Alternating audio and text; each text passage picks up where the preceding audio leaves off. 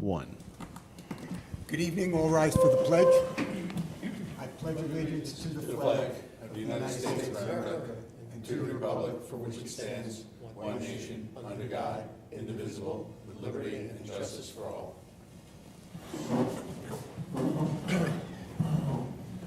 Good evening. Welcome to the Planning Board meeting of January 25th, 2023. First on the agenda is the Town Board referral, Town of Carmel Comprehensive Master Plan. Pat, would you mind facilitating? Certainly, Mr. Chairman. So we got, at our last session, we got up to page 106, section 15636.16, home occupations. So that, and again, where we are now are the special permit uses. So in order to have a home occupation or any of these uses, you must comply with all these standards. So in the case of the home occupation ones, Mike jumped on this one right out of the box. So A, it is, you're limited for your home occupation to 25% of the, in this case says, for 1 floor of the principal structure. So Mike, if you want to explain the issue. Yeah, I kind of would like the wording a little better so that if you have a raised ranch and it's 1,500 square feet, that means your lower floor is just under 750. So if you're only allowed 25%, that leaves 200 square feet for a home office. I don't know if that's the intention or not. This is, I mean, home occupation, not a home office. I don't know if that's enough. I spent some time on this too with some space. highlights, and I totally agree with Mike and Pat. And it just furthers, if you look at B, it says no more than 2 persons shall be employed and sit home. Well, it could be parents and a child. It could be several people, which I think that would even play into what you just said, Mike. So I don't think we need to limit it to a husband and wife, if you will, or So the first could part- live upstairs and downstairs to purposely get away from each other's So noise. it's 2 different issues. So the first one is the 25%. The 25% is a common number, but it's of the gross floor area of the building, not 1 floor. So as Mike illustrated, as a raised ranch, you've got, it doesn't work. It's a variance we've been granting in the past for other uses out there, okay? So instead of keep making people go for a variance, let's come up with something that really works. Maybe just say 500 square feet, shall not exceed 500 square feet, because the home occupation has to be specifically, are they specified? Oh, in definitions, not here. It's in the definition. But Well, is it bad to leave the 25%, but to clarify it's of the entire? That's what That I'd works rather too. do. Yeah. That's what I'd rather do. So a home occupation, again, it's not you working from home. This is a business running Right, out of the right. house. So in order to, if we are facilitating a commercial enterprise in a home, it can't be 200 square feet. It's got to be something that's Agreed. manageable. And So I like I like a percentage because it relates to the size of the house. Bigger house, bigger, percentage, the number varies as the size of the house varies. Let me throw a curveball here. So if you remember, recently we had the chiropractor. That's a professional. That's a separate home occupation. This is a home That's a good occupation. thought, though. Oh, Then we okay. have offices of a professional in the home, All right, and that's the, separate. Got it. that's a total differentiation. Right, Got it. so- Okay. So the traditional doctor's office, that in the home, that was. normal. Architect. Yep, All right. and this is a different kind of. And I think as part of this is we need to be cognizant of people don't want to work right next door to each other. They want to be able to have some privacy. They don't want the noise. One person could be on a WebEx or Zoom, and another Yeah. person might be on another WebEx in another room. So again, it's the intent. What's the intent of this? Is the intent to prevent these things from occurring? Then pile this stuff on. If the intent is to facilitate it in a reasonable manner, then we eliminate the first floor provision. It's 25% of the entire building. And Craig, to your point, the second item, 2 people. So what if, it's the husband and wife and 6 kids work in the business? I would hate to lose people moving into our community because they're going to say, I can't, this is not how we work. We'd have to go to Dutchess County or whatever the case. And also, I think the main issue is less about what goes on inside the house and more in terms of how it affects the neighbors. Exactly So if right. you're not making noise and you're not having 30 cars parked outside, Good point. that's the point. So I think 2 is easily resolved by, it's 2 outside employees, not part of the family. I think the issue here is you don't have 15 people parking in the front lawn all day long as employees. That's a good point, Pat. So I think 2 however we'll phrase it, outside, non-resident employees, something like that. Yep. The definition is pretty strict about who's allowed to do home occupations as well. Limited to teaching a musical instrument, including voice instruction, we're limited to a single pupil at a time. Occupation of dressmaker, milliner, seamstress are deemed to be We home commented occupations. on that. We commented on that back. when Yeah, we yeah, but I'm saying they're covered specific. that definition needed to change. Right. We need some updated terms Yeah. in there, correct? So maybe what you said, Pat, then, so 2 non-residents. Non-resident employees, Right. something like Yeah. that. So shall be residents of the home and up to 2 non-resident employees would be a Yep. Yeah, I better don't think we wording. should limit the number of residents within a home, because it's likely they could be 3 or 4, who knows? It often is. And the other thing is with the hours, when I was working at home, I was working at home well before 7 AM. So remember what this is too, this is a music teacher. So it's not unusual that after school or in the evening to be teaching trombone at 8:30 or 9 o'clock or 10 o'clock in the evening. So I think that's a little bit restrictive. And again, if we're limiting the number of folks in the building, it doesn't really matter if it's operating at 10 o'clock at night. 2 o'clock in the morning may be a different thing for, Well, but even 2 o'clock in the morning, if I'm running a day trading business, that's all-day trading Correct. on stocks. And I Yeah, wanna exactly catch- right. I want to catch the You gotta- European and the Asian Nikkei exchanges. I've averages, got to be up yeah. in the middle of the night. yeah. We could possibly say something on C that shall not take place earlier than 7 AM or later than 8 PM and, you know, be limited to indoors, right? You wouldn't want a meeting outside in your patio at 10 o'clock at night. I'll tell you a funny story. I'm in my backyard. When we first move in, I hear trumpet. Ba, ba, ba, ba, ba. Not very good. Didn't think anything of it. Throughout the summer, I hear it over and over again.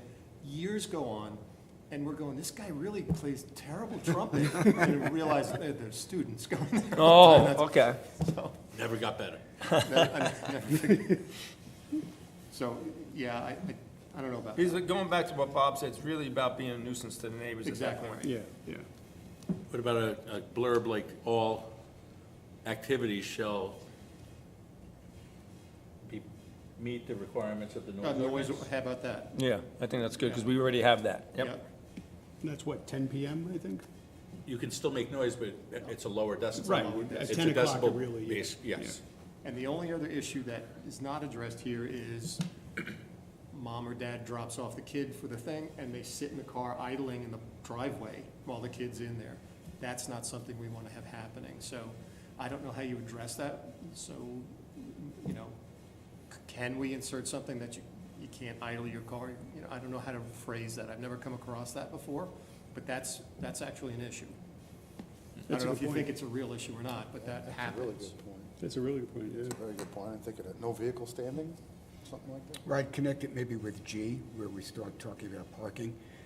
Maybe add in something there that talks about no customer or client idling the vehicles. Why even limit it to client or just no vehicles can idle in a driveway for, you know, a certain period of time, whatever that Yeah, might be? so very hard for Mike to enforce that, but at least it's there. So conceivably, we could if the neighbors are complaining about it. Gives us something Right. to enforce. Right. John used the term standing, like, Yeah, you no know, standing, that's the like typical parking signs, you know, it says no standing, that might cover a lot too. Yep, so why don't we throw it all in there? No standing, idling, or whatever. for- And just back up to D on the mechanical equipment. I'm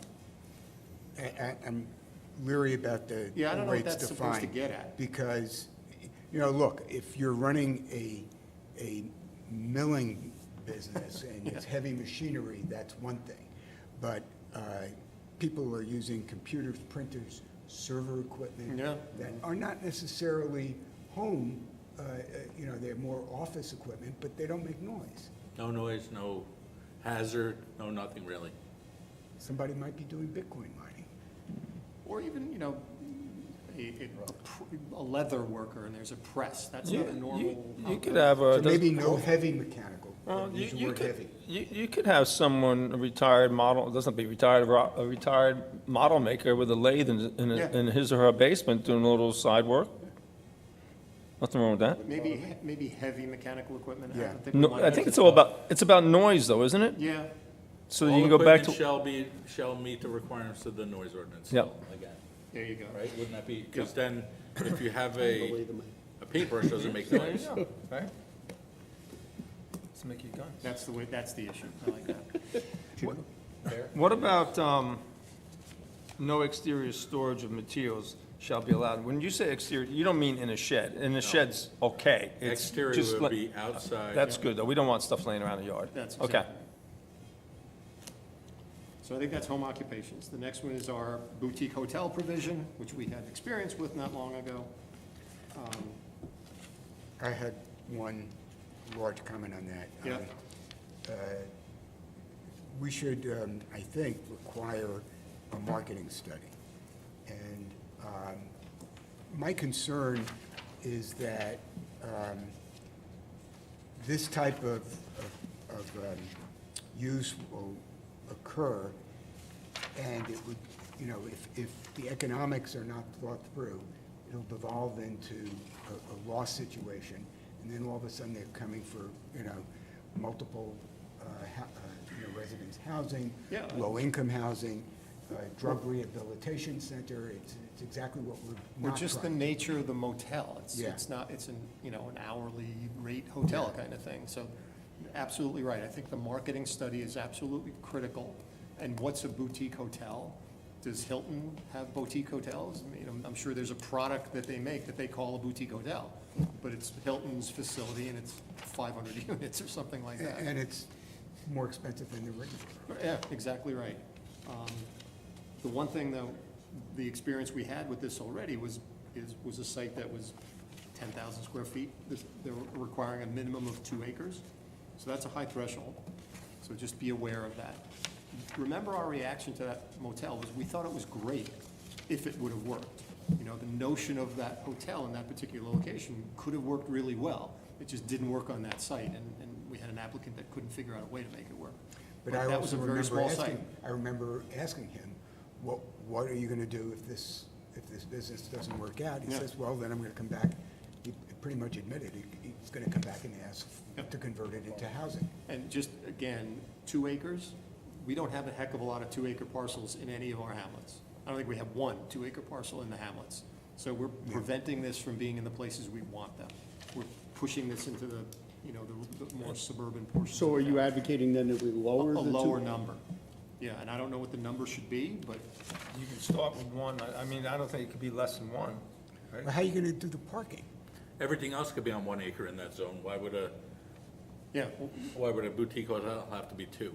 it's a restriction, so that somebody thought that we wanted to restrict But these there's a uses. difference between having a freestanding business on 1 acre as compared to running a hotel on 1 acre. Which may be Hotel, the- You got yeah. 30 apartments, where's everybody gonna park? Correct, but my point is, I think if they're trying to say they want to do it on 1 acre, you're going to have to use more than half of that for parking, so your building is going to be smaller, so, you know what I mean? It's Or gonna- higher, because that- you'll put it underneath. Correct, but you're going to have to control the building size based on the lot size. I don't know, personally, I'd like to see 2 acres, but You like the 2 acres? personally, yeah, cramming it in doesn't sound like a useful idea.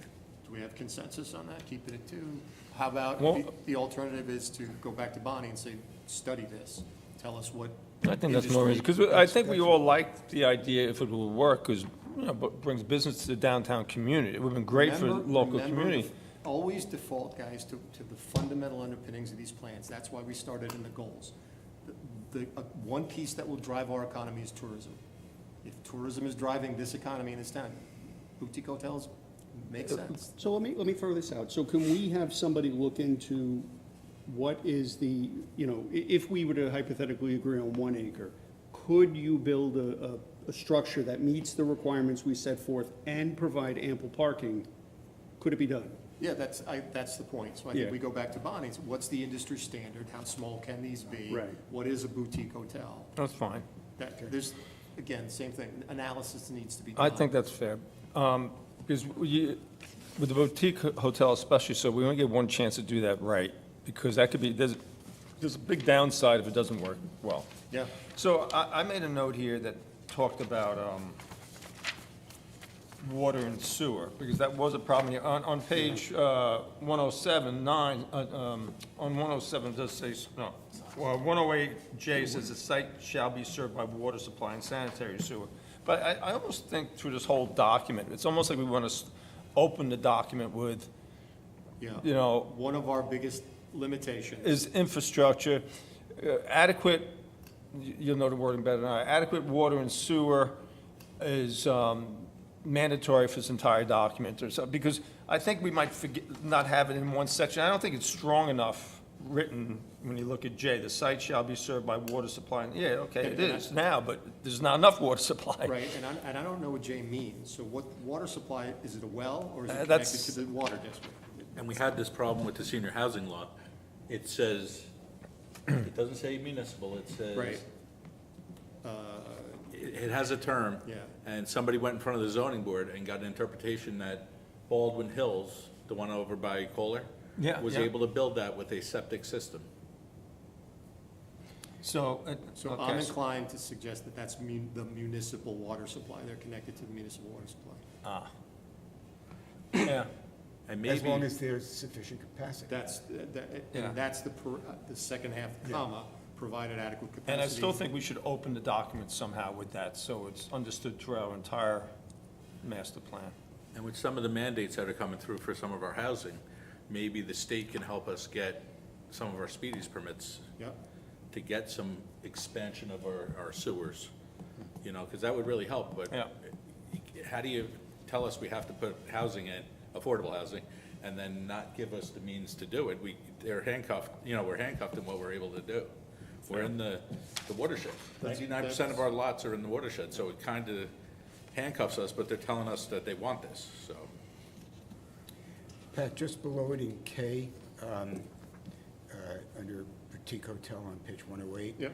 It says the minimum lot area within a residential zoning district for a boutique hotel shall be 5 acres. Why are we doing this in residential areas? So number one, it's inconsistent with B that we talked about before, the 2-acre provision that we talked about before, a minimum lot size of 2 acres. But in residential? And then, yeah, so 5 acres. So maybe that's the answer, Bob, and I don't know what the answer No, is. no, but- I'm pointing to, are we opening up residential zoning districts to hotels? So it's a. Forget about so the good- acreage. Great point. It's a prohibited, I have to go back and check all the categories, but I think it's a prohibited use in the residential zones. It's only That's my- allowed in the commercial zones. That's my point. Very good point. Check that. What is, what does it talk about? What is, socks are not allowed? Flip-flops. We were all Yeah, worried. You had to, we all have he the knew same where I was going right away, highlighted right? it, yeah. I didn't even get it out and raise it. There's no number 8. You gotta believe they copied and pasted something and messed something up. That doesn't make any sense. Does that mean you gotta go barefoot? Flip-flops. I don't know. Yeah. All right, so John's probably right. That was probably something to do with It's 8. missing number 10, that you have to have a Boutique a hotels drink are and a permitted. cozy, In residential zones. So we could OSR. cross off number 9. then. OSR. We'll cross off number 9. Boutiques are permitted in the OSR zone, the larger.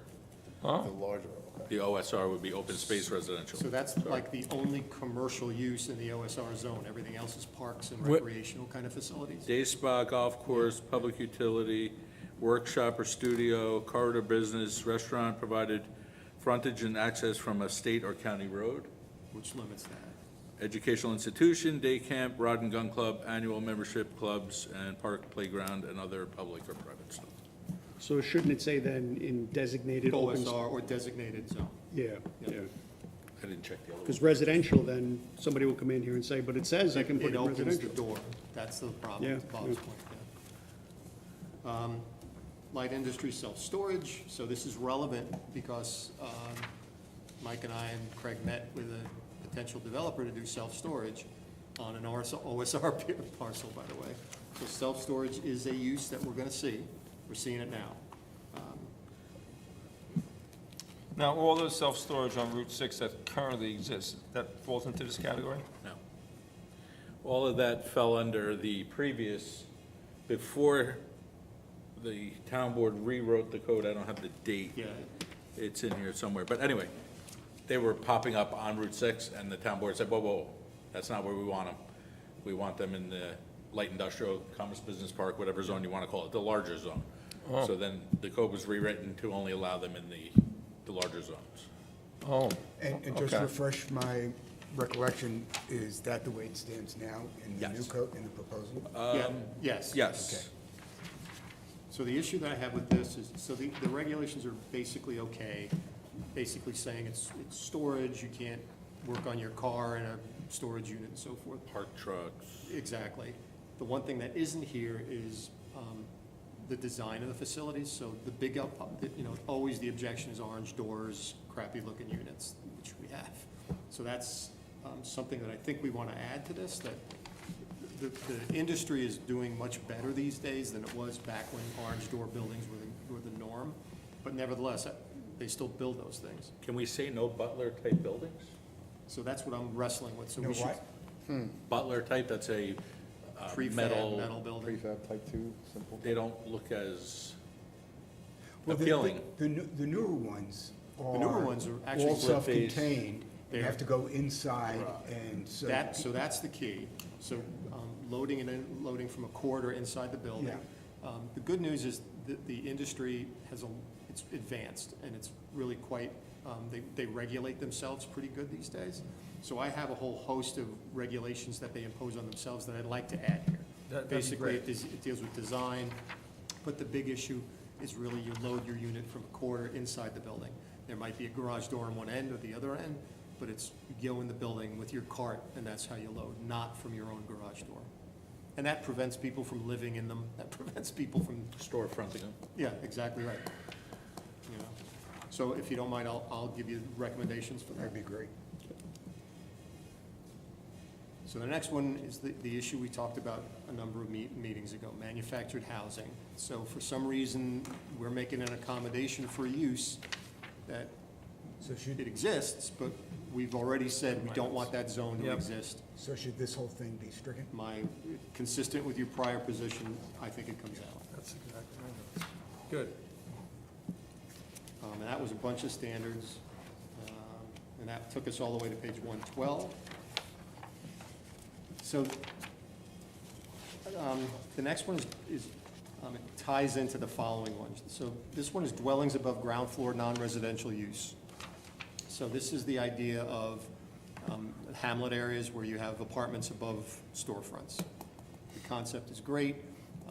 We've been trying to do that. We've been doing that through zoning variances and use variances lately. So the idea of it makes all the sense in the world.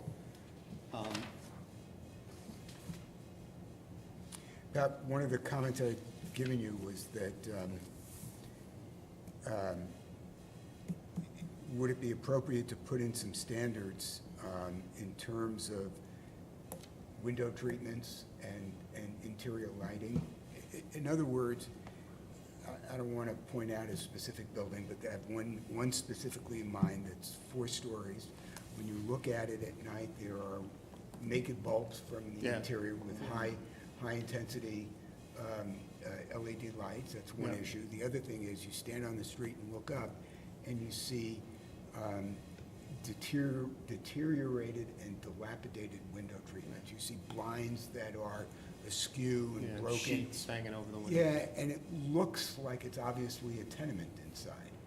So that's an interesting point, Bob. So what I've seen for commercial windows, there's often regulations governing commercial windows. I've never seen any dealing with a residential building.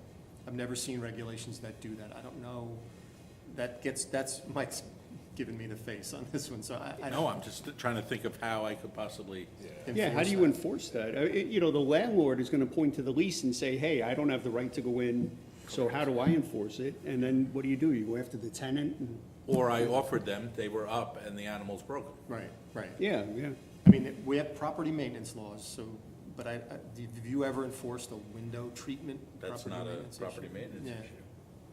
It's a great point. It I really love the is. point, but Yeah, I but we just gotta- don't know what's the mechanism. And remember what this is a special permit criteria. So you've got an applicant that comes to you and says, I'd like to do my dwellings above the first floor non-residential use. Do you comply with this? Do you comply with this? Do you comply with keeping your windows neat and tidy? And Of course The I thought's do. right, the enforcement's hard. So good point. It's a great idea, just trying to think of how to, Yeah. Because it's important that it looks right, and it doesn't look right Or how that about way. just a general provision that requires the landlord to, the property owner to, I don't know what the word is, but the thought is keep up the appearances, the outside view appearances of Streetscape? the streetscape, whatever you call it. And then you kind of know when you see it, at least it gives a basis on which Mike can write a letter and So maybe get what I some- might suggest is, so the next one is multiple dwellings. So why would we do that just for these? So I'd suggest we do that provision as a general provision for all of the special permits. Good. Saying that you've got to keep your buildings in Okay, neat and tidy, that or sounds whatever you good. want to call it. On D, on that same one, the maximum building height shall be 3 stories of 42 feet. Didn't we say 3 stories of 35 feet We did, last so meeting? this is inconsistent with a lot of those things. So do we want to make that 30, do we want to make it the same as what we talked about? Because we upped from 2.5 to 3 stories last meeting. Yep, But we kept the height down so as not to get it out of control. that's right. And again, we have a maximum density here of 8 units. That's kind of an arbitrary number. It's just a number. It doesn't relate to the size of the building or the size of the lot. And it there's, says per acre. No. oh, I'm sorry. And I'm No, no, no. sorry, I don't mean to correct you, I just, So let's just double check here. What do we have for multiple dwellings? 10 units per acre. 10 per acre, So that makes sense. because there's no commercial. There's no commercial on the first floor. So that's consistent and that makes sense. So that works. Pat, in this section and in the following section on multifamily Yeah, dwellings, yeah. design guidelines? Yeah. So separate, we talked about that. So that will be a separate section of the code. They proposed it that we're going to flesh out for you. And again, so we're not singling out one use. You've got to be good, but everybody else can be crappy. Everybody's got to be good. Should we, I'm thinking, especially like New York City, so when you have the downtown area and you have the residential above stores and such, should we incorporate something in there about things being on the exterior? In other words, sometimes people will put potted plants outside, you know, and they present a fall hazard to people on the street. That you can have the landlord, enforce because it's the exterior of the building. I like that. And these are mixed uses. So you've got to find a way for residential people with their potted plants to live with the commercial use that may also occupy the same space. Yeah. So I think that's, I don't know what language we'd use, but we can think of something, Ray, for that. I like that. The other issue with respect to that, where was I going with that? That should be in the residential also, It should be in the residential also. not just commercial. We also don't want Right. that potted plant falling on a No, residence. that's what it's particularly what Yeah. I'm talking about, residential. No, I'm that's saying above even it, if it's yeah. only residents, all residents. All residents, yeah, Yeah. yeah. Not just the mixed use is what I was, When we have residential above retail, do those buildings need to be sprinkled? So that's the other issue that I was gonna get to, which is, for example, by state law, you can't have apartments above a dry cleaning facility, for example, because of the chemicals they use in the dry cleaning. I was thinking of a kitchen, a restaurant So with a when green you fire have- separations Yep, required. you'd have to put a chase through the apartments to get the venting at the top of the building or out the side of the building. So there has to be an accommodation to satisfy Mike's building code instances where you have conflicting uses, residential uses and commercial uses. So there might be instances where you, like, as I said before, like a dry cleaner where you can't have apartments above a dry cleaner, Yeah, And that pipe that goes out for the ventilation of the stove can't block the windows above right? So either. that- So there's a whole bunch of, Right, the egress for the residents can't be blocked by the commercial stuff that they need to make their restaurant work or whatever it might be. so it we'll gets a little reference, tricky. we'll reference some of that into this, right? So I think we would add some. shall because be, Yeah, shall be built to the current New York State building code in effect at the time of construction. yeah, the building and fire code issues. Good. And if we Good. were to cite them, it would go on forever. So just go reference, comply Yep. with the code. And I think that's where you get the loose overhanging flower pots and things too. That's in the property maintenance code and the New York State building code also, I believe. I'll check that. Exterior premises, I think it's out there. Yeah, I mean, the big issue, Ray, to your point, the big issue is fire escapes in the city. That's when you really have conflicts. Oh, yeah. But we really don't, we don't run into that too much here. Good point. So multifamily dwellings, this is the reemerged section, multifamily dwellings that never really got out of the code, even though the use got out of the code. So again, the density is similar. I don't think they've made any changes to these provisions from what exists now. Doesn't. I think it's identical. So I don't know that you have any concerns with how it's drafted at the moment. It's finally working. So remember what happened with this was the town eliminated this use but never took it out of the book. So we had people coming back saying, there's multi-dwellings are allowed, we want to build a multi-dwelling, and Mike and I would say, no, it's not allowed. Finally, they went to the zoning board, and the zoning board said, yeah, that is allowed, it's still in your code. But it was not in the schedule of district regulations. So Yep. we didn't have a zone that was permitted in it. So this goes back to the issue that we talked about earlier about this general issue. So the multifamily housing that we had, absent this, was senior housing and only senior housing. Now, we now have senior housing and multi-housing. So one of the comments we made very early on is, what's the difference? From a zoning perspective, what's the difference? Should it just be multifamily housing? You, as the property developer, you can restrict it if you want, but it's multifamily housing. The same building code issues relate to that. Don't they get more density for seniors? So that's the point, the senior housing provides more density. So we raised the issue, is that the way you want to do it? Our point, when we talked about this a while ago, was we don't need to necessarily foster additional senior housing. We did it, and it's mixed results, to be sure, but multifamily housing, unrestricted multifamily housing is something that may help us. Yes. So why are we benefiting a use that we don't really necessarily want to favor? And so that was the conversation, Mike. So I think we left that with Bonnie, go study that, tell us what to do with Yeah, that. we had the issue with the schools being overcrowded at the time.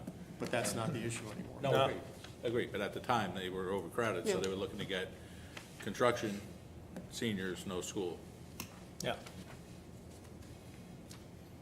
So then we go to the next one, which is the planned mixed-use development zone.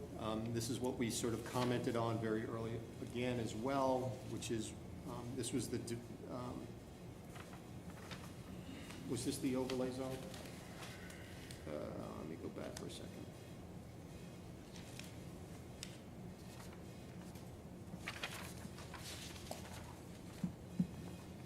Pat, one question I had.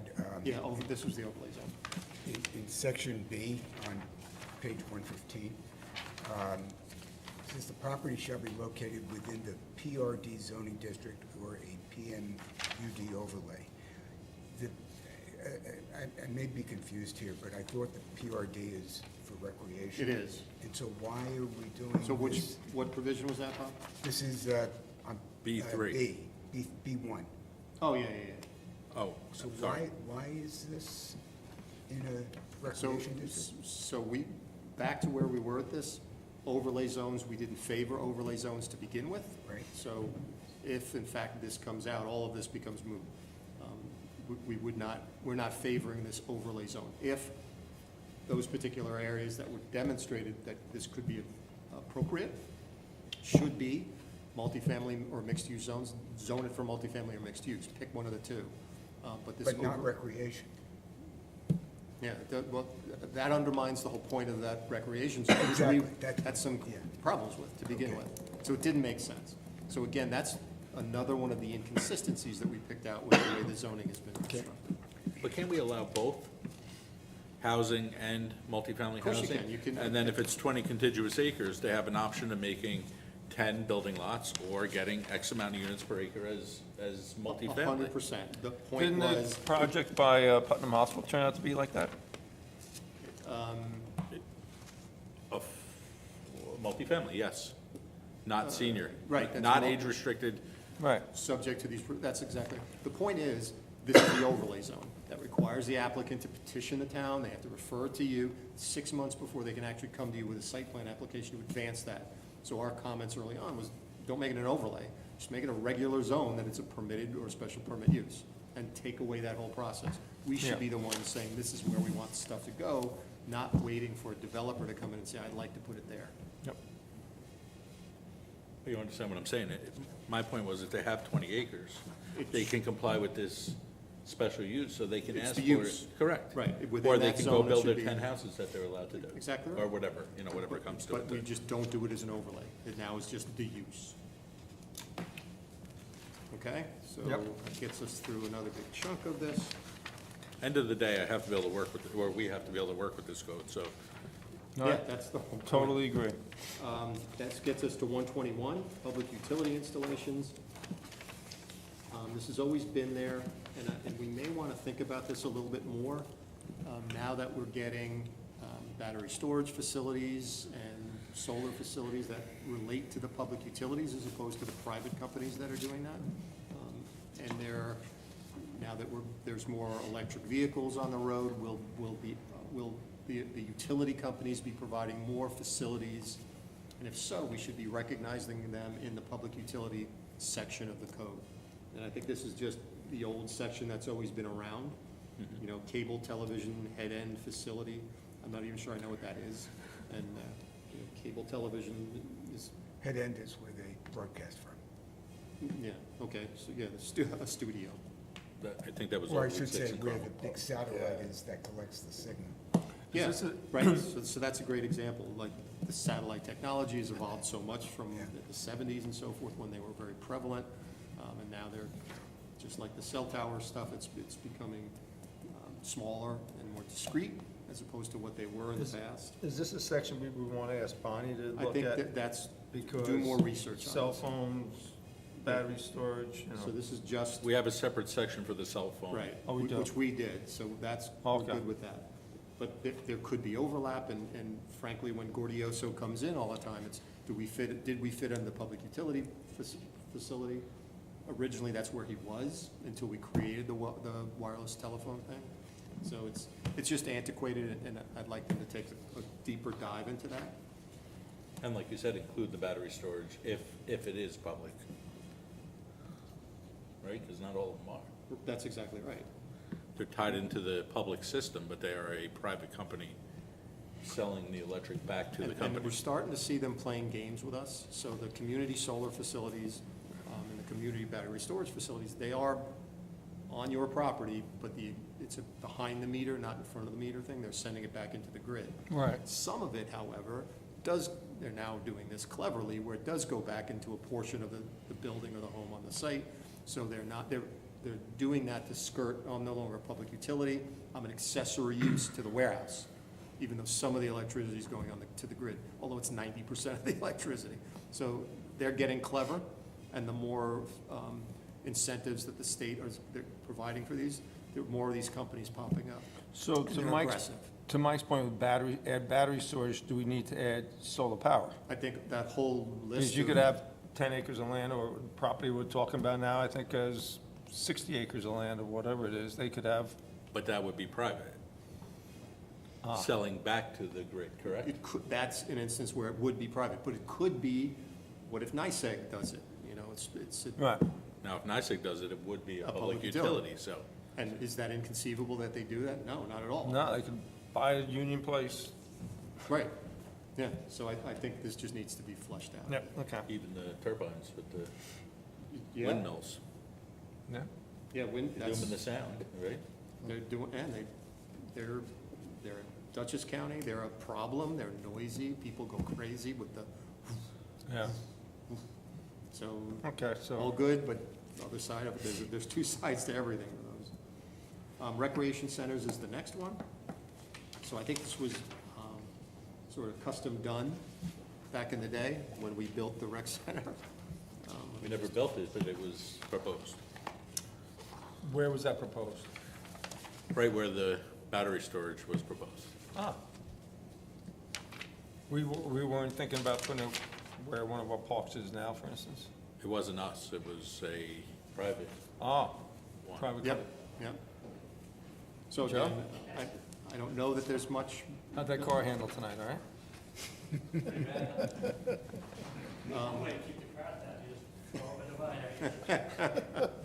build the wall, Joe. Build the wall. The next one's interesting, which is the resort category. So number one, so again, tourism, good thing for us. Theoretically, a resort's a good thing to do. Number one, no more than a single principal building on a resort. Every resort I've ever been to, there are many more than one principal building, so I don't know what's the intent of that single building provision. What's it say, one or more? Or doesn't tell you anything, one or more? Doesn't mean what's one or more. Why point Right. out one if there's more? Right. So again, what's the intent of that? I don't get it. Let's take it out. I don't think. We're need to say- limited to 3, but it depends on how many acres you have, It so. depends on what kind of yeah. resort it is. So if it's, Agreed, so. I think that provision can come out. So I think the second piece is that they need to have, the Yeah. business office has to be related to that in some way. And there can be retail facilities where you buy your, whatever it is that you go to the resort to do as well. Oh, it could be a little coffee shop, it could be I a think that's great. juice bar or something. Yep. I don't know that the 10% limitation is necessary, but maybe it is. If you're a resort, you're a resort. You're not a retail store that happens to be a resort. So I don't think it's necessary to add the limitation. There can be a little retail aspect to it, but that's every hotel, every hospital, everybody has this little gift shop or Yep. whatever that. And my only part of point is, it. what do we need to bother with a limitation? I don't know that it's necessary, but I guess it sends a signal. We don't want it to be the principal component, but I'll leave that up to you guys. This one, again, 20-acre minimum lot area. I don't know where 20 acres comes from. And again, if we are emphasizing tourism, what if is it 18 acres inherently worse than 20 acres for a resort? Is, 7.5 acres? If the distillery wanted to expand that property or make that into a mini resort with a boutique hotel and, I don't know. Perfect example, right? And that's not 20 acres. But if I'm reading this right, it's 20 acres for one room, and then the second guest room, you gotta add another 5,000 square feet of lot area. So it's actually way in excess of. Way in excess. Yeah. So, I mean, this seems a little extraordinary, I excessive, I yeah. thought it seemed a lot excessive. Yeah. So I'd like to lower the 20-acre number. And again, this is relating to the guest room density. I mean, there's resorts like Caesars, or there could be a boutique town of Putnam County resort with a little, there's a spa restaurant in, I think it's in Peekskill somewhere, that's very busy and attracting people to it. I've never been there, but that's not on a lot of property. Yeah, well, the state's about to issue licenses for casinos. They'll learn from that when the state realizes that their coffers fill up really quickly with casinos. Maybe there are more licenses that show up and down the line, so. So are we going to have a casino showing up, who knows, but claiming it's a resort? So not a casino, because it has to be licensed by the state, but the ones that exist today are the one-armed bandit things, the Yeah, non-table. but they call related- themselves resorts. Right, Empire Casino in Yonkers, that kind of Yeah, thing. yeah, So, an arcade can say I'm a casino. But is that our vision of what a resort is? No, I don't think so. So should we tailor this to meet the vision? Well, the definition here, it basically says a building, a group of buildings incorporated for indoor or outdoor recreational facilities. Well, that would include It's one-armed bandits. Yeah, I mean, that's a pretty broad Yeah. I mean, definition. it catches up to it by saying a resort may include meeting rooms and conference centers and dining facilities. Yeah. That sounds great, but this could be a dude ranch, it could be a casino, I suppose. The whole spectrum is theoretically permissible by that definition. So perhaps it's look at the definition again. Is this something that Bonnie should be looking at in terms of what is the vision for the town? Guys, What type of resorts we're trying to Agreed. attract?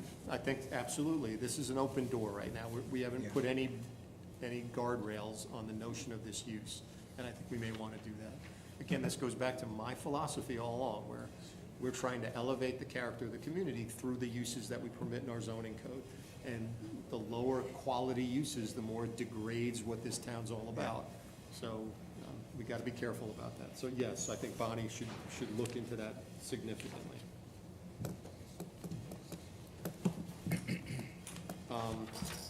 This does go on further down, which troubled me a little bit, which was the recreational vehicles and tents. So now your resort also is a trailer park? RV park. Or an RV park? Is that what we want? I think an RV park is different than a dude ranch, or think of a different kind of resort. So to me, those are two different uses. Agreed.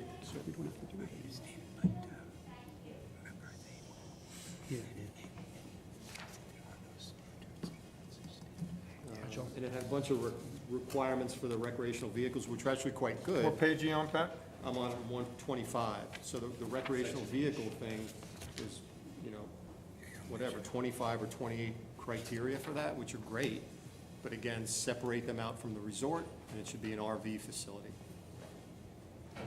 Rod and Gun Club, here's our friends that we have a pending application, Willowwood.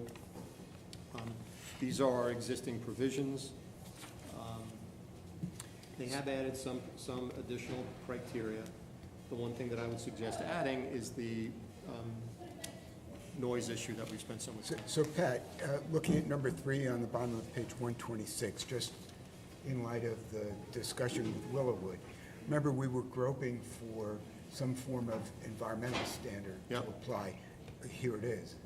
So, just a So Heads up. a question on that then. So we received a letter on this from one of the neighbors that said the discharge of the gun is going into their watershed, into a stream, into a watershed, not on the gun club's property. To me, that's a problem. I don't know if it legally is or not, but So that- when we met with George, his response was, the ammunition we use isn't lead. So, But you still discharge, I don't know, Joe, if you haven't, if I'm shooting, or if a gun club is shooting, whether it's lead or whether it's plastic, and it's ended up on someone else's property, don't we have an issue with that? Yes, and it's one that you're properly should consider, but it's, I believe that there was a report submitted in connection with that application that the ammunition in question was benign or negative on the environment. right. But I think to your point Okay, is, so whatever it is, you shouldn't be shooting it onto your neighbor's Yeah, I'm not property. gonna dump my garbage onto my neighbor's property. Right, but wasn't there also an easement?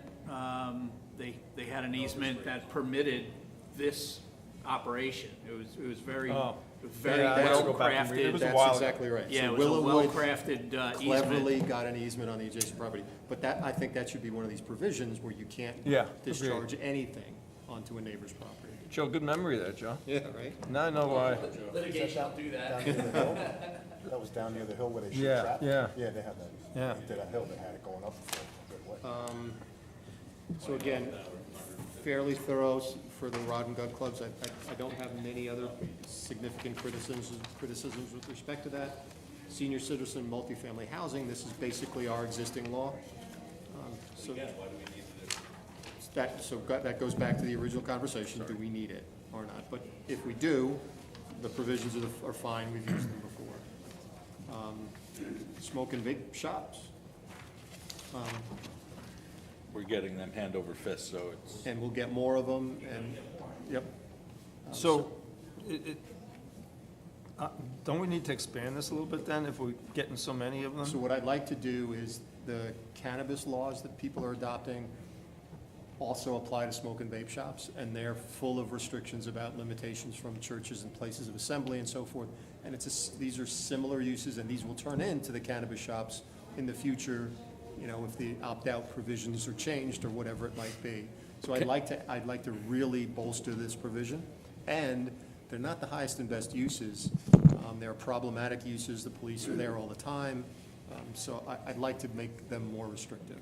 can we also say that there shall not be a smoke and vape shop within 150 or 500 or 1,000 or a quarter mile of That's another smoker What and says vape that shop? now? Yep. 2,500 feet. Yeah, but can we be more strict, I guess? Get them spaced out? Well, we have more. two down Route 6 that might be within 2,500 feet. So what I'll Right. tell you is that is actually an issue that's been litigated and the municipalities have lost. Okay. So trying to create separation from uses, it's a competitive thing. So the courts have held, well, no, it's America, you can compete, you can have a McDonald's across from a Burger King. So you can have a row of them. But what you can do is from a church, place of worship, school, those are separations that are defensible. But just, you gotta be 10 miles away from my nearest competitor the courts have not looked at that favorably. But can that limit where you could put a church if there's already a vape shop? Technically, well, it's the opposite. So by putting the church there, you blow the vape shop out of the water. So or Bonnie, we can get additional standards for that. And again, I like to model it on the cannabis stuff. Veterinary shops and animal kennels. So, The one thing on veterinary and kennels, Yep. in the reference to breed and temperament, I'm just pointing out, that is somewhat subjective, and I'm not sure the planning board is best able to say consider. again, Bob, I can't hear. I don't think the planning board is best able to consider breed and temperament. It's a very subjective standard. It really doesn't mean much, because one type of breed that has no problem, but if the dog was raised poorly, Right. Why would the it's a planning problem, board and vice take that versa. Hey, Rich? I don't know how we deal with that.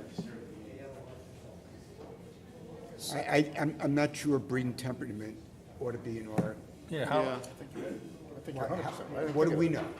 Why should? Right. Even Yeah. if you did. what we gonna go Wire, with, yeah, that, Yeah, public safety risk. and the planning board shall consider the number, size, and breed, and temperament. The number of animals, yes. Yeah, but that's- breed and temperament, no. Thanks, Rich. I mean, what's that? The veterinary hospitals. So why is the planning board making those calls? I don't think you should be making those Yeah. decisions at all.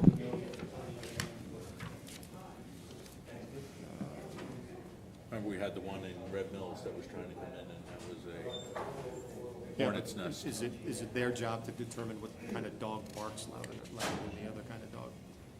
There was one other provision that I can't remember where it was. I wanted to talk about it tonight, where it had empowered Mike to make the decision about some provision. And it related to, where the heck was it now?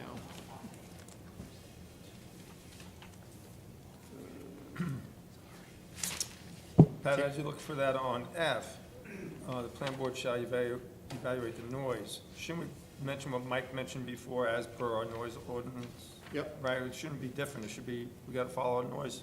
You shouldn't be making that decision. Right. They should comply with the noise ordinance. But we may want to write a decibel reading But in that- on this case, because it doesn't generally, I don't know that our code says something for animal hospitals.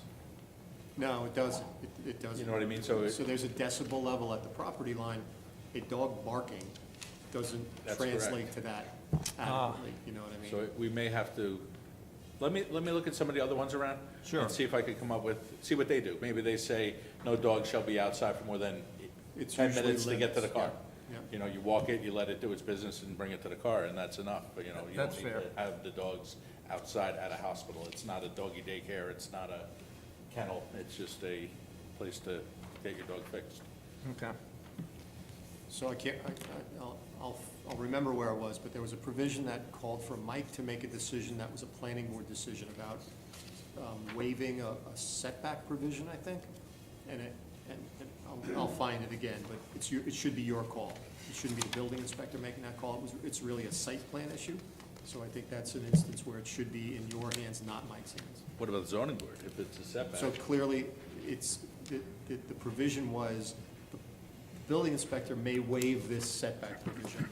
My point was, if you're gonna make a waiver provision, rather than go to the zoning board for variance, give it to the planning board, not the building inspector. Yes, I So would that- rather that's not what it have was. any. It may have been the multifamily housing provisions, I can't remember offhand. Pat, do we want to wrap up here? Perfect Before we place to start, stop. page 133? I Yep. tell you, tonight's meeting, I think, was more productive. I think that we all read or prepared. So let me just tell you what we This got in was front nice. of us here, which is Good the job. design standards, which we're putting aside to deal with separately. And then we have parking issues we're dealing with. And then we have the site plan procedures, the zoning board procedures. My guess is you probably want to talk about some of those. It is administrative stuff, so That's fine. conceivably, we could not. No, I no, think we you may should. want to talk about that stuff Let's as well. do it. So I was hoping we'd make better progress, but we made some progress here. Yeah, yeah, I think this is, okay.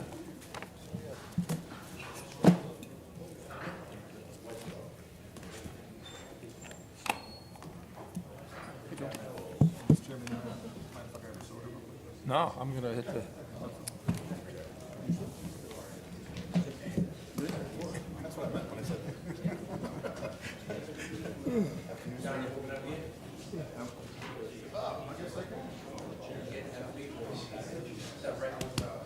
Not much, same old. Hmm? Yeah, I think so. My,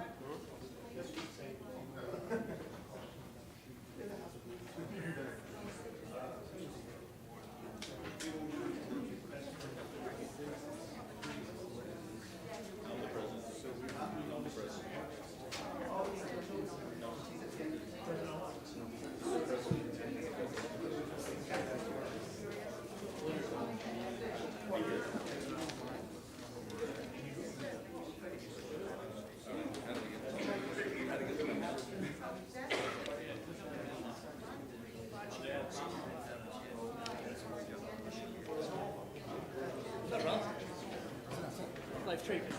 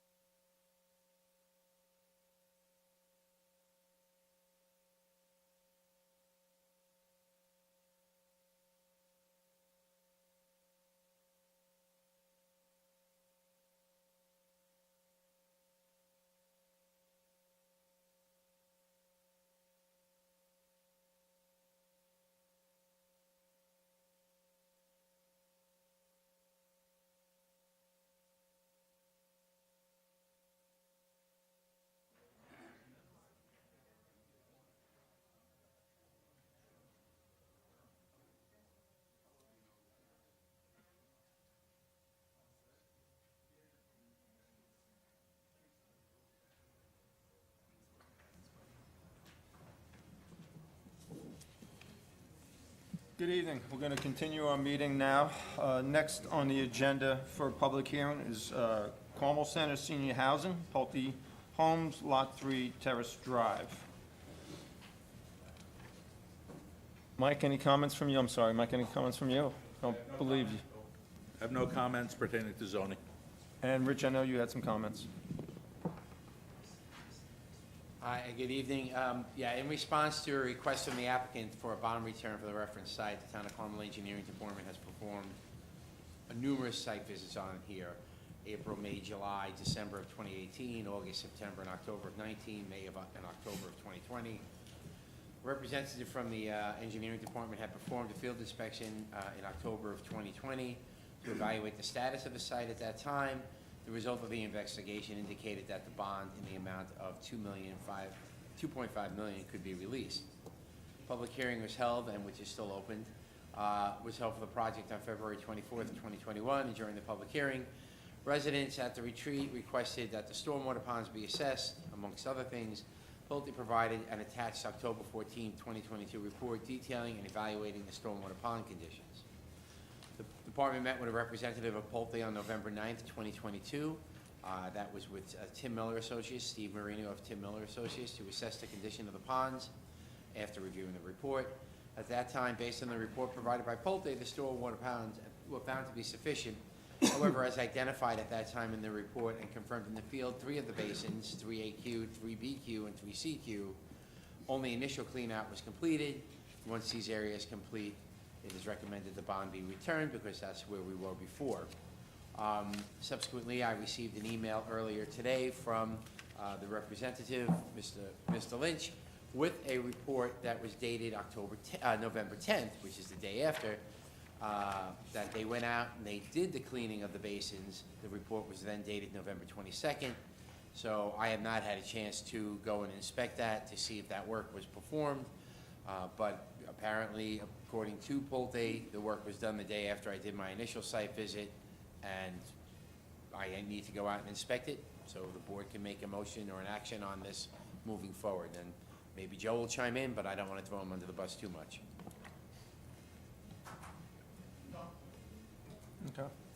Thanks, Rich. Any comments to what Rich just said now? Paul? No, Okay. no, Rich is up to date. Okay. Anyone, before I ask the board here, anyone from the audience like to be heard on this? Oh, we'll go with the first row first. Yeah. Please, just use the microphone and state your name. Richard Sherman. No, use the microphone so the people on TV can hear you. Oh. This one? Yeah. Richard Sherman, resident of the retreat in Carmel.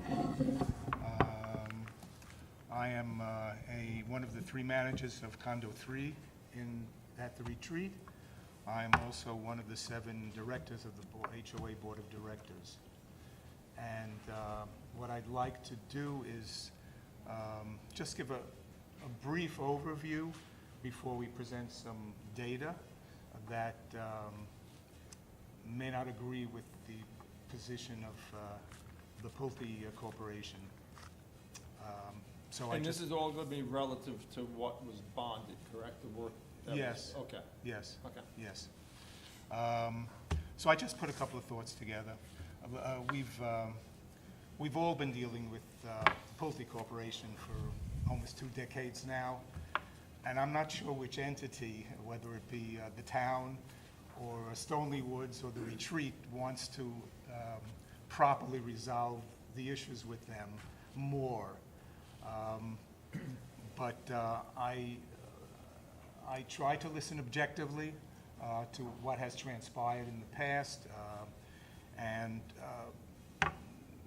Pulte is entitled to a bond return if and when they've completed their obligation and their responsibility.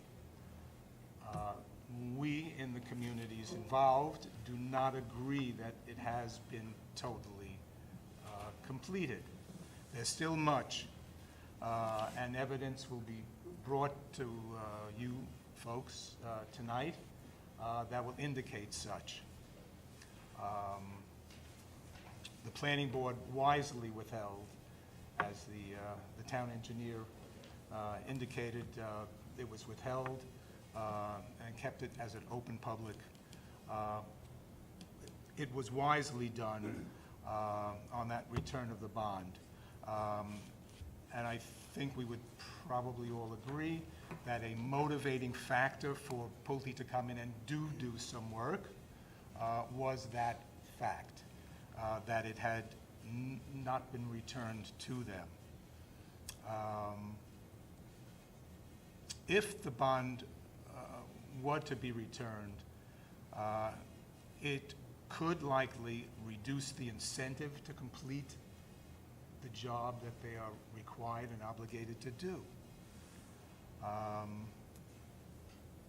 So I strongly urge that you show the same wisdom that you did in the past by holding the bond for now. Because if the job isn't completed, the responsibility will fall on several entities as far as getting the job done and the cost of getting it done, including the town, specifically, for example, a Terrace Drive, just as an example. So it is important that the job get fully done, and we believe it has not. We can show that. I think if the bond is still withheld, it not only would be a wise and prudent decision, but I think it's reasonable, I think it's fair, I think it's the right thing to do. And if you're not convinced of this other information that you're going to be given tonight, please, I invite you, come visit us. We'll make coffee, and you'll come visit us, and you can see for yourself if there's any doubt about the accuracy of the information that's going to be given tonight. Okay? Okay. So, just as a quick introduction, I wanted to say those few points.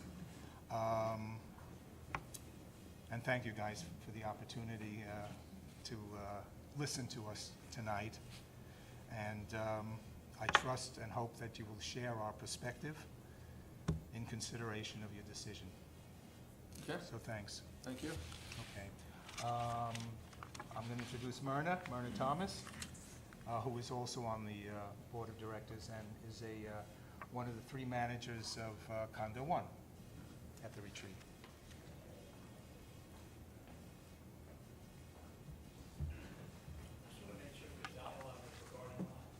Lot 3, I was just going to ask that same thing, that's why I looked. So, yeah, I just, on the agenda right now is Lot 3. So just let's make sure that everything's perfect. Okay. Thank you. That's why I looked over to you, Joe. I thought the same thing. Good evening. Good evening. I've been a member of the Board of Directors since December 2018, after the withdrawal of Pulte from the HOA Board of Directors. At the time they withdrew, they wiped their hands of any responsibilities to us, unless prodded by the town, and we must thank you for your help in the past in pushing to get some things done that need to be done.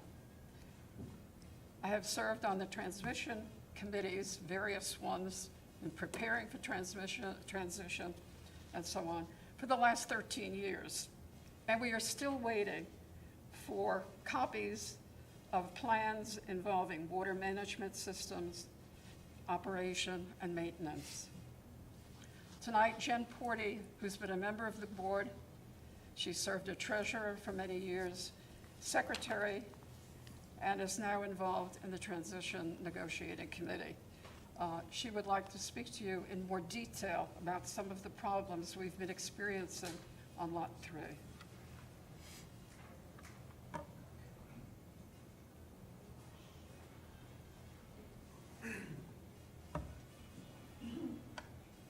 Good evening. As Myrna said, I'm Jen Porty. I'm a resident of Lot 3.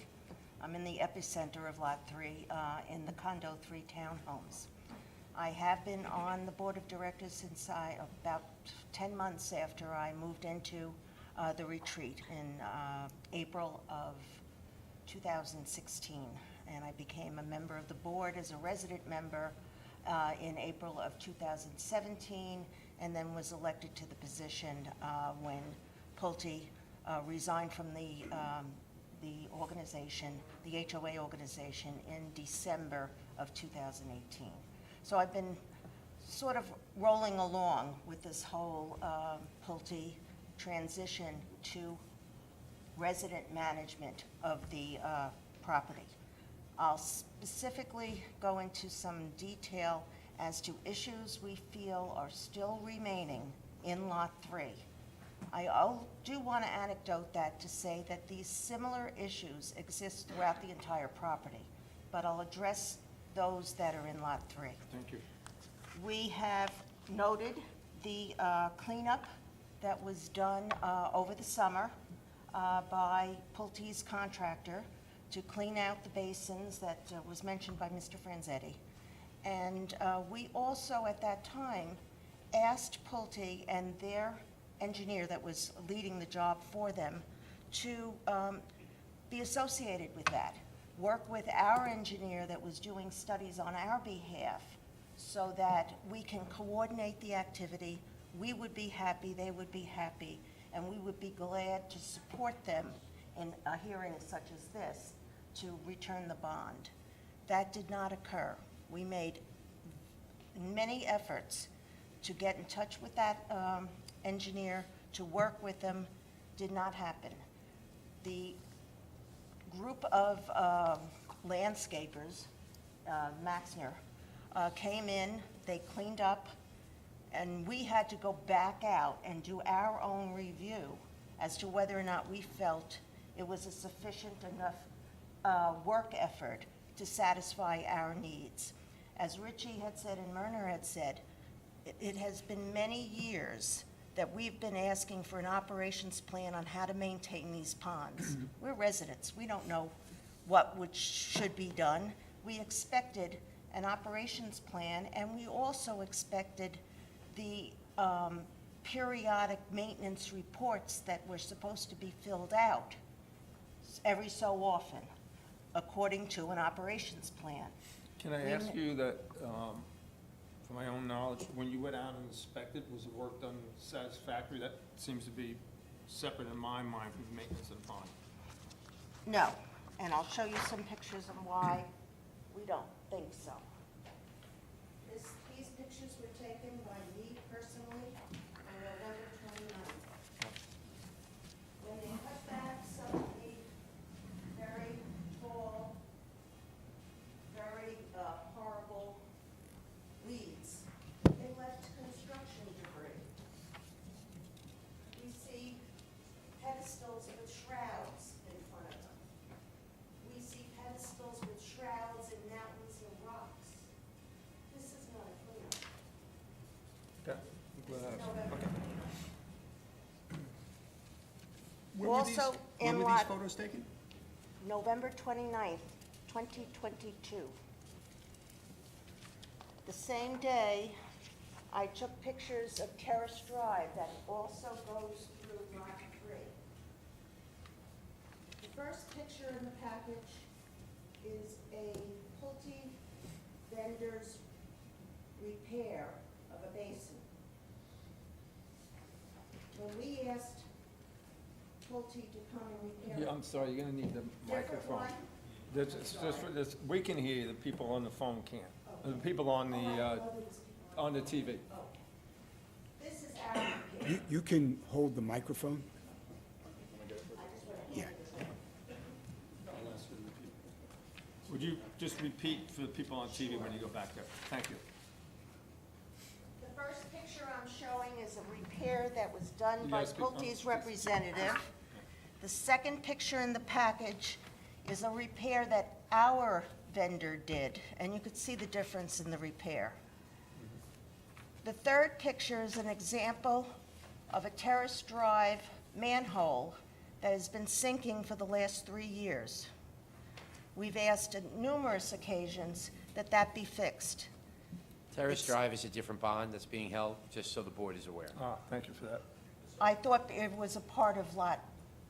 It is not. Terrace Drive has its own bond. Lot 3 is Lot 3, Okay, Terrace Drive is okay. Terrace Drive. All right, well, then you can hold that for the Terrace Drive discussion. So that's where these catch basins are, on Terrace Drive? That one is, yes, So how about the, all right, so those are Lot 3. Lot 3. That is on Terrace Drive.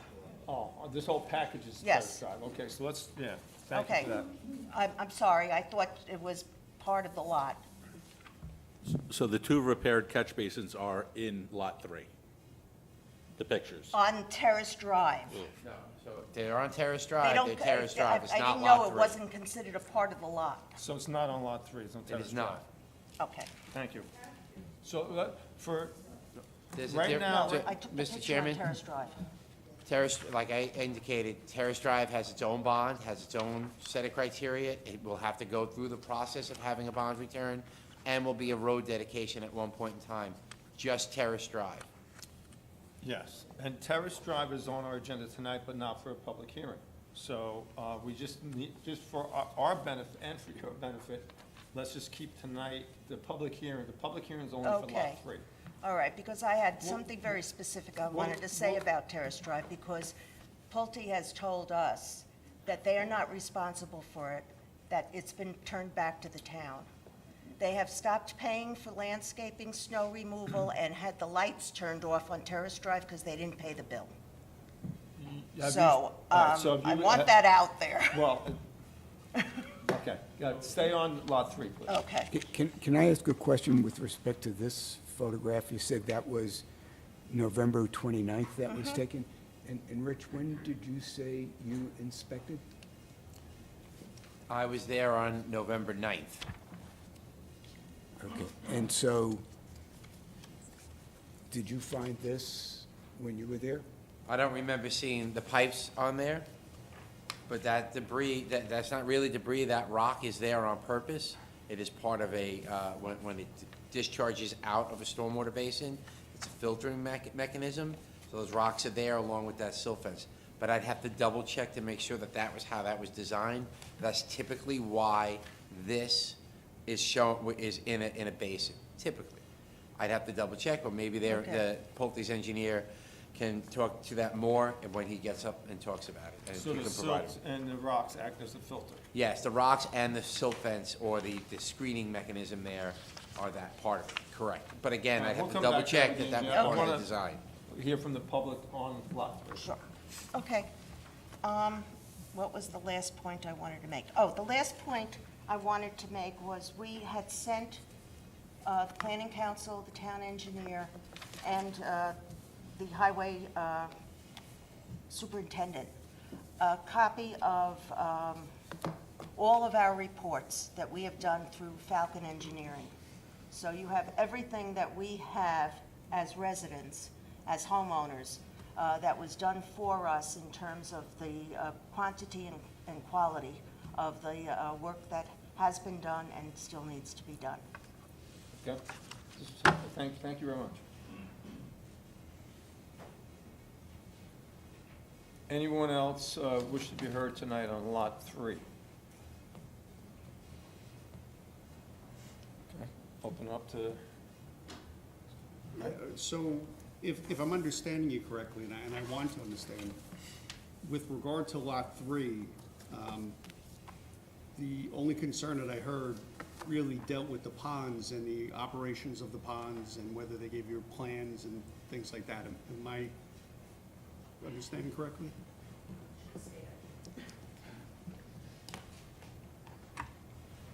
Those are not the only issues. We have significant drainage issues throughout Lot 3.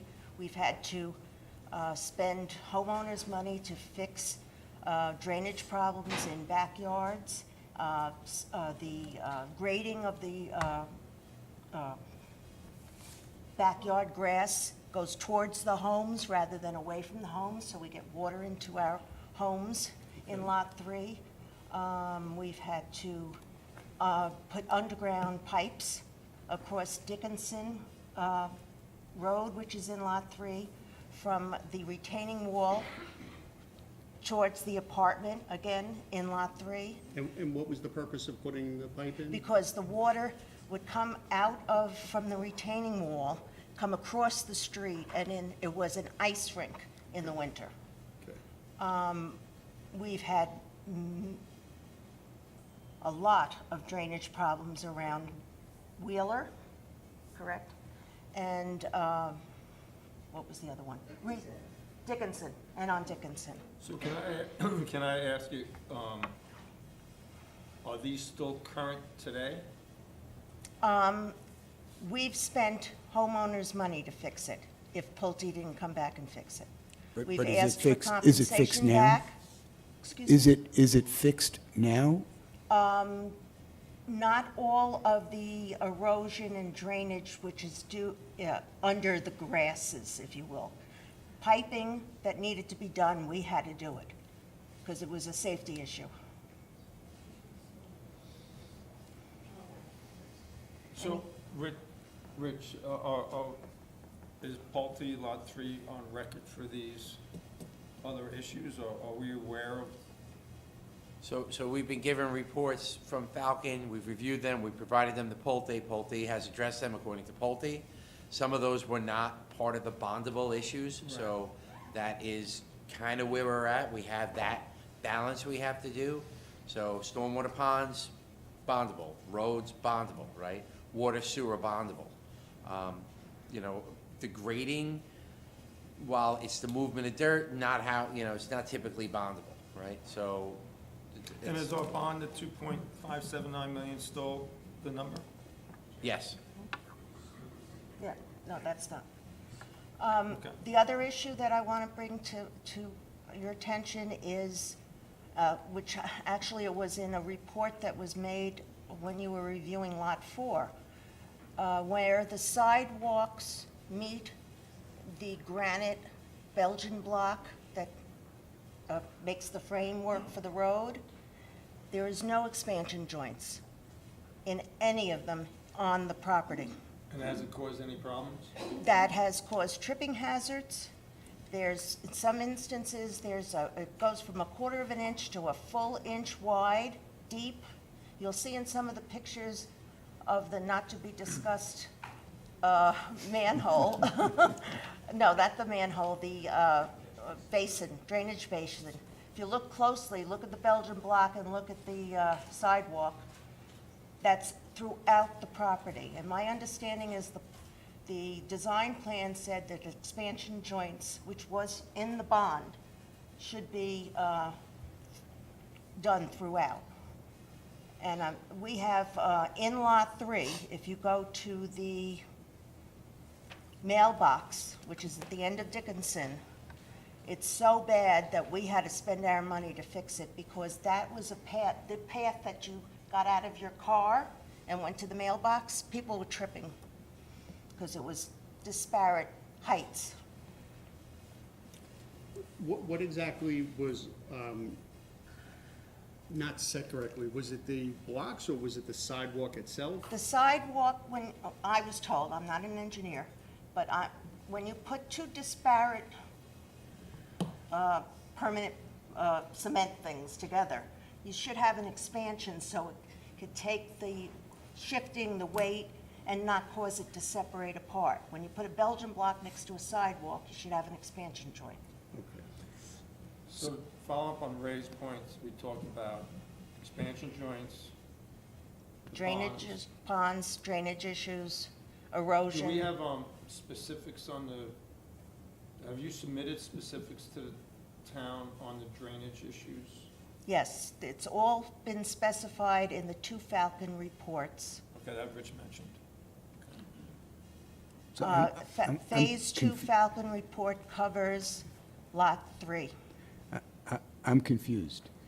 I'm trying to wrap my head around what are past issues that have been completed versus issues that fall squarely within the bond that have not been completed and therefore are open.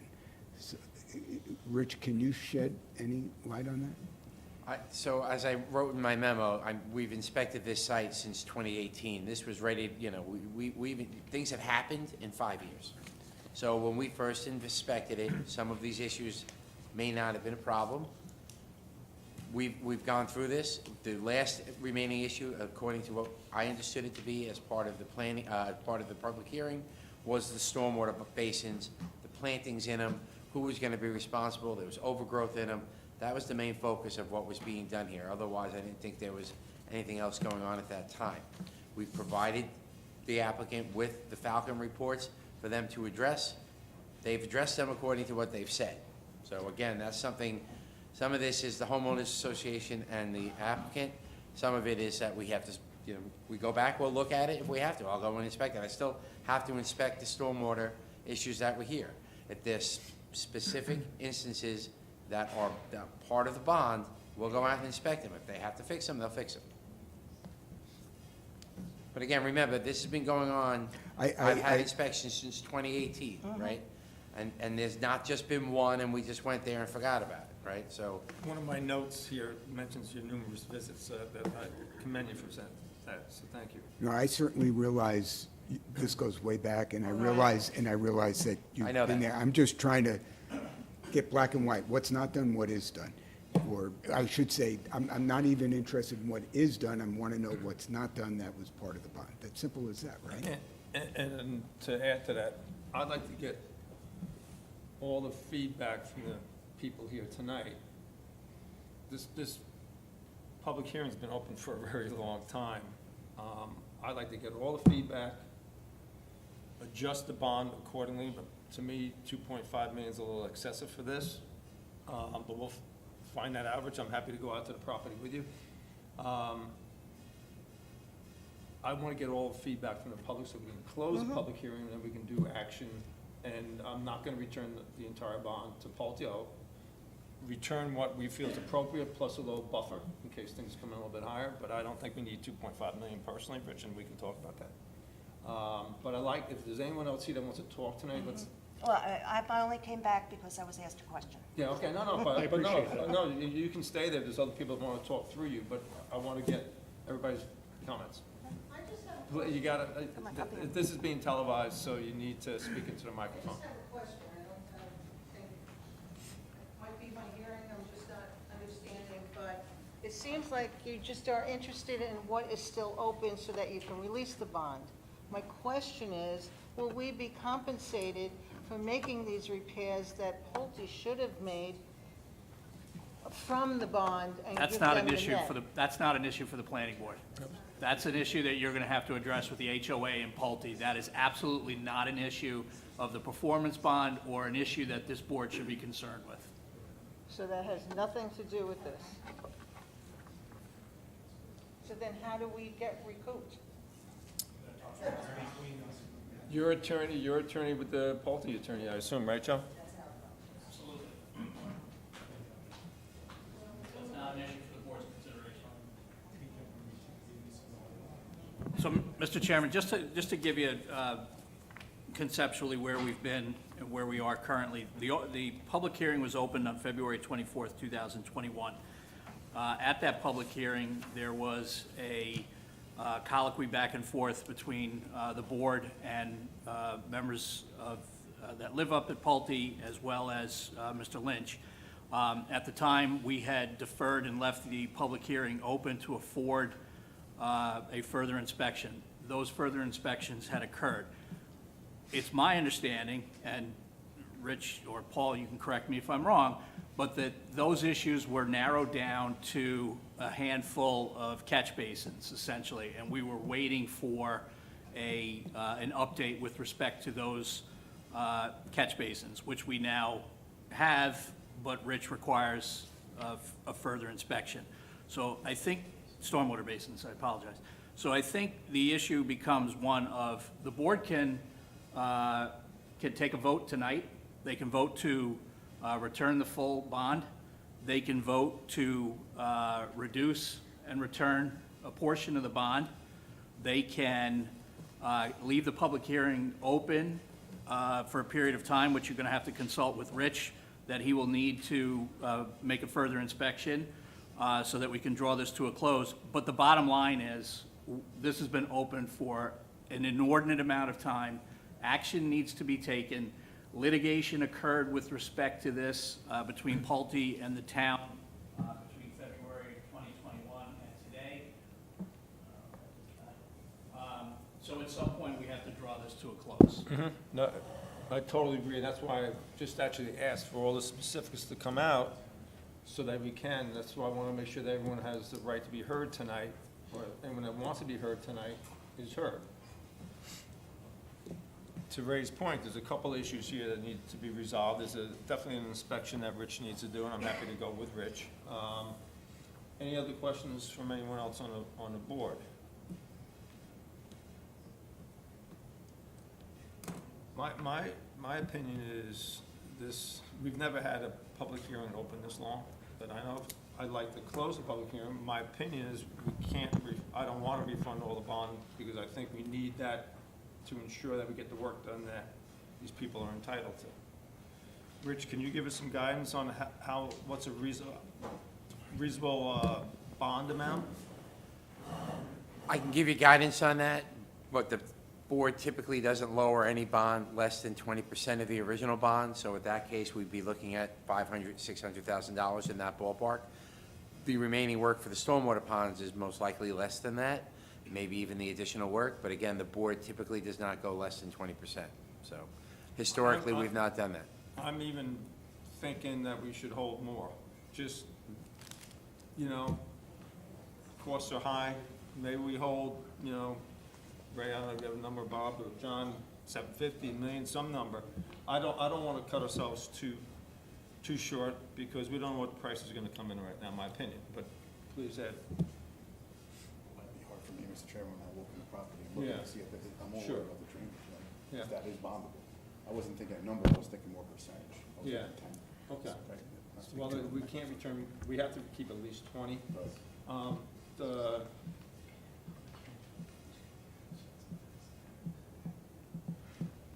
Hi, Alec Glad from the law firm Cuddy and Fitter. I also have Michael Crusoe with me. I was just looking. Yeah, I was just going to ask you Oh, something. sure. So we were just You looking. can tilt the microphone up to you a little bit, yeah. Too tall. So I guess we were just looking for a little more clarification on why you don't think the bond should be reduced. I mean, the public hearing's been open for 2 years, which is an unprecedented amount of time. What we've been hearing from the consultants and what we believe to be the case is. Keep in mind that the public hearing was left open because your representative made, or exceeded in our wishes to leave it open pending a further inspection. So I don't want you to think that we unilaterally Yeah. did this. No, fine, totally fair. And one point is, I am recommending right now to the board that we do lower the bonds. You mentioned that we're not going to lower it, but we are going to lower the Well- bond. If I heard the discussion correctly, you were talking about only lowering it 10%? No. No. No. Oh, It's Okay. $2.6 million now roughly. We started talking between lowering it to 500,000 to $1 million, somewhere in there. We just started a conversation when you asked for the floor. Yeah. It's not less than 20% of the original bond, so that's Okay. about $500,000, $600,000. okay, yeah, and, I mean, our understanding is all the work that needs to be done is completed. All you have to do, right, is go out and check the 3 water quality basins to confirm the work's been done, and then what else is there? Well, Right. we want to confirm that items brought up tonight that are bondable, and I'll meet with Rich on this. We need to confirm that the items that are bondable have been addressed. Which was, if I understood correctly, The runoff just that just the- the sidewalk issue, right? No, one of the residents also spoke about an issue with runoff that's affecting a roadway. I mean, that would be a bondable issue, not the backyards, I'm talking about if it's affecting a roadway. And not the main road, they're talking about one of the Pulte roads. Dickinson, I think they said. Yeah, Dickinson. I don't think this needs to be a long turnaround. I think we can inspect the property. We can, either it was done or it wasn't done. I'm not going to return the bond until we go out there and inspect the property. Good evening, Michael Caruso, Cuddy and Vader. My colleague Alec, I think, was pretty succinct, but I think our position is that the board's been very understanding, and obviously the consultants, are doing their job. 2 years is a long time on a public hearing. We understand that. We understand the board's position, but at some point, it becomes incredibly difficult to pinpoint the source of some of the improvements that may have naturally degraded to a degree over the course of probably more than 10 years since some of it's been installed. So an initial performance bond and where we are today, it's getting very hard, I think, for the board and the public to even articulate what's the source? So, you know, we've zeroed in with our consultants what basins and what work was targeted and what was done, and we think that was adequate. So we just submit to the board, you know, whatever you think is appropriate, but we think we've met the standards several times over, and we hope that we could tie it up swiftly at this point. Well, as Rich mentioned, he toured November 9th, it was November 10th, or a couple days after that, that your report said it was addressed. Rich, to his credit, has been out there quite a few times. He's gonna Oh, go I out know, there. I know. He's gonna go out there again? I'm actually gonna buy a place there next, because I've been up there so much, they're gonna offer me a free place to stay. Did we talk about Friends City Boulevard yet? Only kidding. Wait till you get up there. Just to address, a couple of points that you had raised. You mentioned, what was it, 12, 15, 10 years? 10 years or so. Some of the structures that we're talking about are a lot less than 10 years. People that live and one of, moved in 2018, so some of the parts are not that Sir, old. address the board. They're only a couple of years, they're only a couple of years old. And correct me if I'm wrong on this, some of the reasons that, one of the reasons that this has dragged on was this little thing called COVID. And many times meetings were postponed, or people couldn't make meetings. So that also factored in, I think, my opinion. You can say that, I'm not sure how much on it. We met through COVID, we met through Zoom. Other parties that were involved. No, you guys, We looked at our email, we looked at the emails that came in Yeah. from you, so we can say COVID. not to but disparage, it didn't keep you it open guys, for 2 years. terrific. Okay. I could give you a long list of reasons why there was a delay. COVID is not one of them. Okay, I stand corrected. Our attorney's a little bit more direct than I was. So look, just my opinion, just we just consulted here a little bit. I don't feel comfortable returning the entire bond. I like to keep a significant bond. It seems like we could go as low as $400,000 to $500,000, 20% of the number. My opinion is we should keep around $750,000 bond. It gives us ample to do any kind of work we need and then some. I know that's got you some concerns. I'm willing to go out there next week with Rich. We're gonna go look at it quickly. And we will knock the bond down from almost 2.6 million, almost $2 million off. So I think that's more than fair at this point. Rich, anything you want to add to this? So Pat and I were just having a sidebar here. So he was thinking maybe I should go out and do an inspection and see if that number is realistic and maybe advise the board accordingly.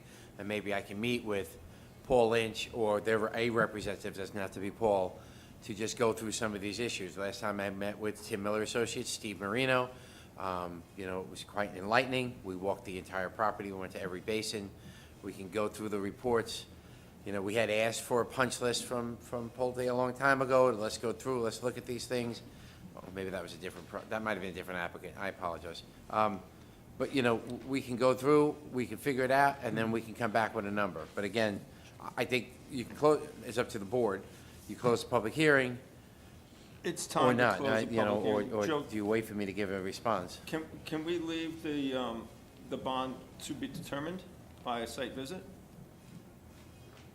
You have a couple of options. You can close the public hearing tonight, and we can put this on a relatively short leash, 2 weeks, which would afford Rich the opportunity to go out there and then report back to the board. Then the board can vote to either return or reduce the bond at the next meeting and take action in that regard. Or you can leave the public hearing open for another 2 weeks, get Rich's report, and continue to take feedback from the public at the public hearing. I will tell you, Mr. Chairman, that when we finished up the meeting in February of 2021, there were a few items left to be dealt with. So we're getting to the point where, not to defend Pulte, but there seems to be colloquy about a lot more items than what was on the board's plate in February of 2021. So I think the board needs to be mindful of that. And that's one of the reasons why I think it's time to close it and move on. We've given people, yes, in 1 minute, we've given people plenty of time to be heard. What I want to do is make sure we hold enough money to keep the feet to the fire to get everything done. And I think that could be a win-win. And so Joe, we can close a public hearing, we can do a site visit, maybe Paul, Rich, and I, and then within 2 weeks, come back with another Yeah, bond you number. can close the public hearing, have Rose place it on the agenda in 2 weeks for a vote on the bond reduction or return. Okay. Someone wanted to speak? I just have one caveat to that. The week of February 6th, I'm pretty much not going to be in the office for a bunch of those days, so I might need 3 weeks. So, yeah. Paul, you're good with that, right? Just letting the board know. You're good with the site visit. Please, go ahead and use the microphone. I just want to make a comment. I support reducing the bond for the simple reason there are a lot of health and safety issues that we, the residents, had to take care of immediately and not wait until Pulte came to fix them in Lot 3, or people would have gotten hurt. So, having said that, there would have been a lot more issues open had we, the residents, were not active and took care of things. So reducing the bond, I think, is a good thing. Thank you for that. That's And we all are I'm going to saying. do that. We just want to make sure we don't reduce it too much, so we're going to take a site visit out there. We want to make sure all your work is, what's bondable is completed. Okay. Right, so I'll make a motion at this time to close the public hearing. I second. All in favor? All right. Thank you for your feedback. It was helpful. Thank you.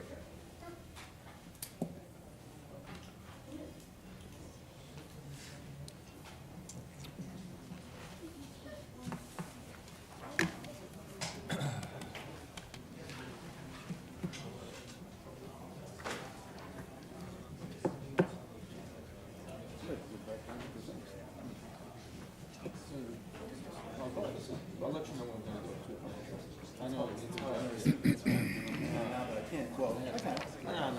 That's not necessary. Yeah, definitely not. Thank you. Thanks. Next on the agenda is Lubick, 310 Bucks Hollow Road, residential site plan.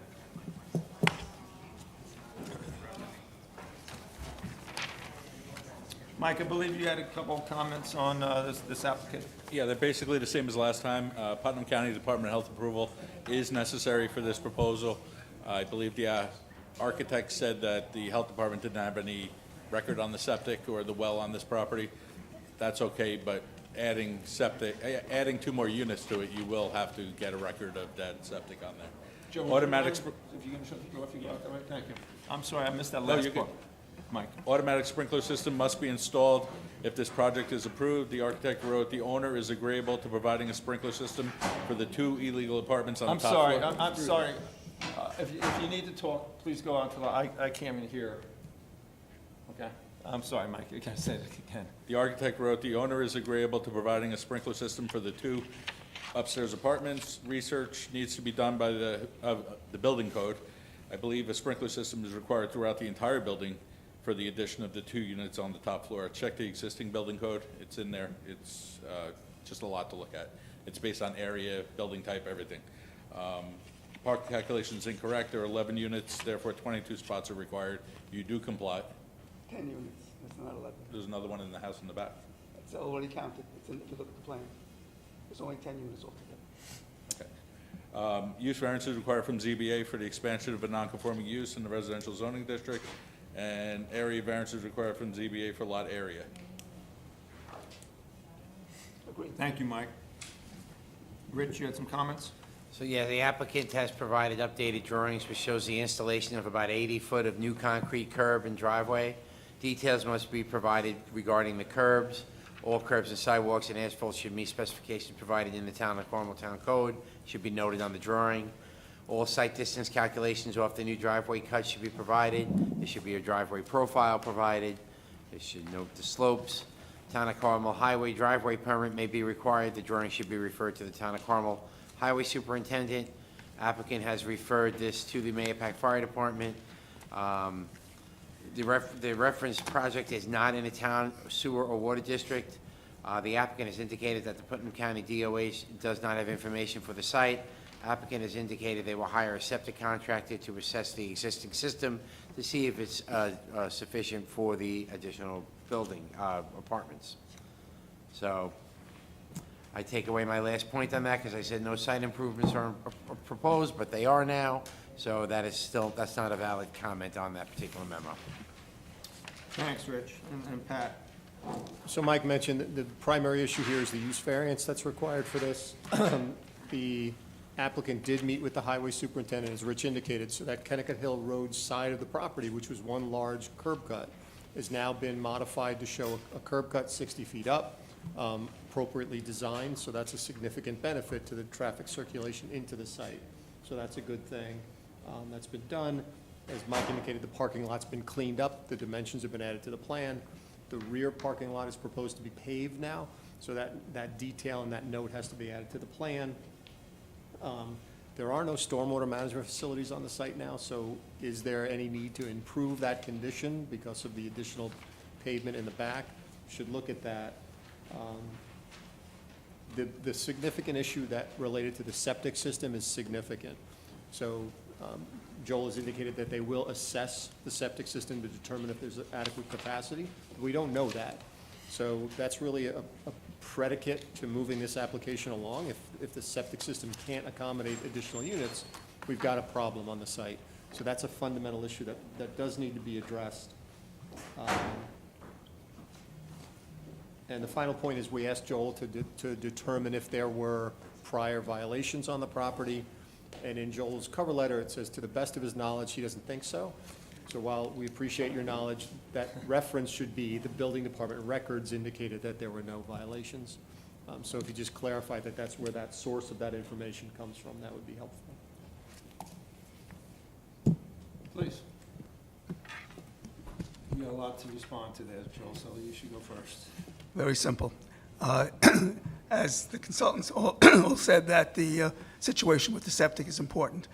We've already, since the submission a couple of weeks ago for this meeting, we've had a certified contractor, a septic contractor, find out exactly what's there as far as the septic tank is concerned. We've also had them put a camera through so we know exactly where the fields are. And I just got a report, today, but I'll give it to I'll make copies for everybody. But we've had a certified president of Delia Equipment Corporation check and look at all the fields and the number of fields that are existing. And his opinion is, but I will check it, of course. And also, this has been submitted to the health department for their review too. So to make sure that the septic tank and the septic fields are enough for the 10 apartments. But the work has been done. Now it's just a matter of, I'm going to check it, and it's been sent up to the Putnam County Health Department. All right, and then you'll send Rose a copy of that for Of course, us of to course, review for the of next meeting? As far as the comments about the highway department, again, we submitted this thing 2 weeks ago. My client went up to discuss this with Mike Simone, the highway superintendent, and actually we came up with which we think is a better idea than he originally thought was. So in other words, can you see the drawing? Yeah? Okay. So what we did is there's parking over here, and there's double parking over here, and there's a trash compaction over here. So what we decided to do is we're going to put a curb over here, leave an opening over here where the parking is, and a second opening so we can basically have a one-way traffic in and out, and then that would make it very simple. The pavement's already there, as I think Rich already said. The only additional pavement, it's paved all the way back. Just this little section over here is gravel, so that's going to be paved and striped. Of course, the front area is already paved, so that will be striped also. As far as profiles, we're not making any changes.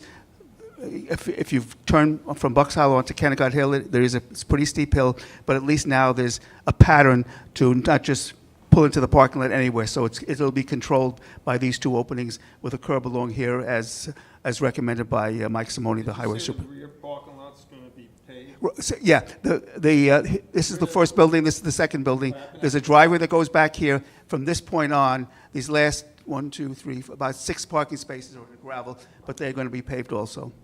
Mr. Chairman, can I just offer, so we haven't seen that new design. The original design that was 60 feet off the intersection was a good location for a driveway adjacent to an intersection. What I'm hearing Joel say now is that there'll be another curb cut right at the intersection. Ordinarily, that's an unsafe condition, and that would be something that may be objectionable. Normally, you want a driveway at least 50 feet from an intersection. I'm sorry, We haven't seen that it. was not submitted yet. Haven't seen it. No, Normally, as you I want- said, at first, Mike Simone just wanted one curb, and then we went back to him to talk about it because, again, you have garbage trucks coming in and out, and it's difficult. Right now, So that right even now, complicates things. this whole thing is wide open, so you can go in anywhere along this, 100 feet of place. We're controlling it now. Well, Joe, Pat's pointed. I think what Pat's saying is that I- that curb cut around the turn, especially that you mentioned garbage truck, might be more problematic. Yeah, the normal standard is I know Mike well. at least 50 feet off the intersection for a driveway. That's the normal rule of thumb. Well, I'm just So, reporting I understand that the what highway Mike Simone, I mean, superintendent- he's been out to the site. This is what he's suggesting. Understand. If the I'm board telling thinks you- differently, let me know. But, so, yeah, it's something that the board has to consider. Okay. And Joel, you're gonna have to show now how those garbage trucks are gonna be able to maneuver in there and not be impacted by parking or anything else. So that's gonna be something you have to do. That's just exactly why we want the two. So a garbage truck comes in this way, picks up the garbage, comes around and leaves. Joel, Doesn't I have to can't back see out. from here. Oh, We I'm haven't sorry. seen that drawing. When you submit it to us, we'll look at it and we'll make our appropriate comments. You need to show truck maneuverability diagrams on your drawing for us. No problem. And Joe, not to nitpick, but you just showed before the cars coming in that way and going out that way, then you showed the garbage truck going the other way, Well, in that way. oh, well, that way. I- So, just. No, you gotta- we'll you gotta show we'll the put the traffic. proper arrows there, so I understand what you're saying, no problem. But again, I will have to speak to Mr. Simone because as Rich suggested, we also have to get a highway permit to do this, and he's, I assume, the last word on that. Tell us about the sprinkler system. Oh, yeah, Get your micro sprinkler system. Mike, I understand that, and I will check the code, but not in this particular town, but there was another town, which almost identical situation where up a third floor, was a basement, a first floor, second, was finished with rooms and bathrooms, and the building inspector in that town particularly said, just give us the sprinklers for the new area that you're finishing, and also make sure that the path from that attic to the front door was also sprinkled. And that's fine, just look in the code. that No, I will check it, directed because you. as I It said- may be in there, I just, No, I can't do understand. it I for will, you. I will do that, but I'm just telling you that maybe a year ago, this is exactly what happened. And it's almost identical situation. and that's fine. It's just, if it's not written in the code, he may have given you a building inspector's waiver. We don't do that here. I don't believe that. And, I don't believe he did. But go ahead. I'll check it. And to Pat's, please confirm that, to the best of your knowledge, there's no code violations. The only Please thing I confirm know that is with- there was supposed to be a fire inspection for the two apartments that are in question, and I believe Joe, the fire inspector, did inspect it, and it was approved.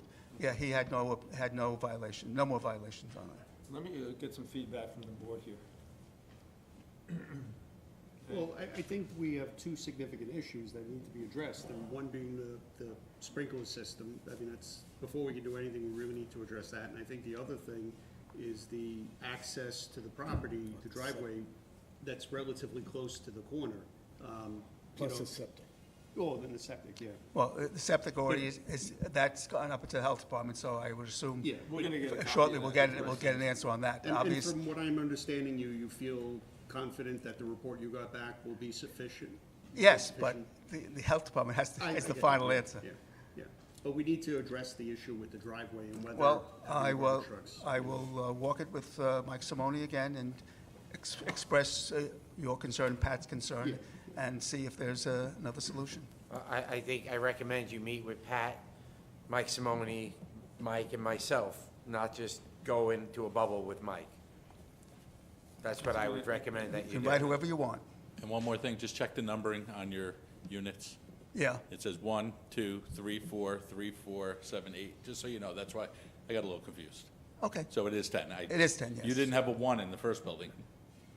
You put 1 in the back What building. so- happened was, yeah, because of the way it. So I saw numbered, 10 it's and not- 1. It's not in numerical order, you're No, but I correct. saw 10 and 1, and that's why I said there were 11. You are Okay. correct, there's only 10. But if you want us to put another apartment, that's no problem. So look, I'm sure we could work through a lot of this. You know, you seem to be getting a lot of information in, just not time enough for us to review. At the end of the day, if we do this right, we won't have a fire hazard, we won't have a No, septic hazard, so we won't have a traffic hazard. No, There's a couple of absolutely. things that just, my preparation when I review this says too many loose ends. I think at the end of the day, if we do this right, we're gonna have a better building. Oh, sure. So we're not opposed to that, we just need to make sure we do it right. So, come back, we can get you on the next agenda if you're ready for it, We will be. all right? Get the information. So, Rich, what are you doing on Sunday? Sorry, what's that? Never mind. I said, what are you doing on Sunday? Watching the championship games. I hope so.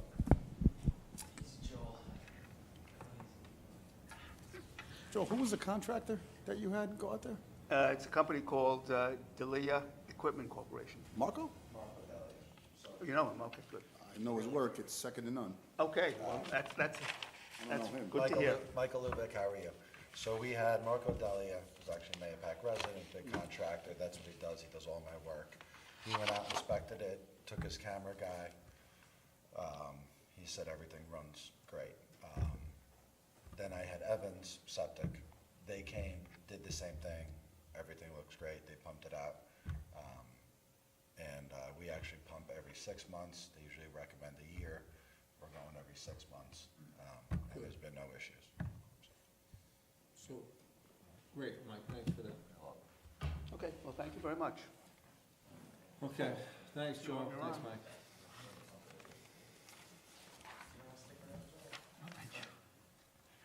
Next on the agenda is West Branch Dam. That's a holdover that they were commuting down from Albany tonight. It's off the agenda. We're gonna meet it. It's off the agenda, you're right. Oh, I'm sorry, I just, the people that had the agenda from, they were driving down from Albany in potentially bad weather, so. Okay, Gateway and Fairway subdivision lots 5, 6, and 7. 2054 Route 6, reapproval of final division. This will be for 180 days, by the way. Mike, I don't believe you or Pat had any comments, correct? I do not have comments on this. We do have a resolution. Okay, and, Rich, I don't believe you No, had. I had no comments. I'm all for it. Okay.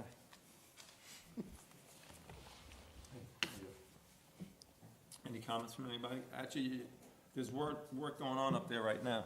The roadway's being constructed right now, and this is for, just to be clear, the lot line adjustments that you approved several years ago. Yeah. And there's no change to those. The approval expires, I think, next month, so that's why they're looking for the extension, but the work on the road continues. It's nice to see the activity there, actually. Yes. All right, do we have a, All right, Mr. Chairman, I'll offer the amended final subdivision reapproval resolution of the Planning Board of the Town of Carmel, number 23-03, January 25th, 2023. Tax map section 55-2, block 24, lots 5, 6-1, 7.2, and 8.2, G and F subdivision lots 5, 6, and 7. Second. all in favor? Aye. Dawn, that was the best Just think one you you've had had. to- You had to sit for the last hour.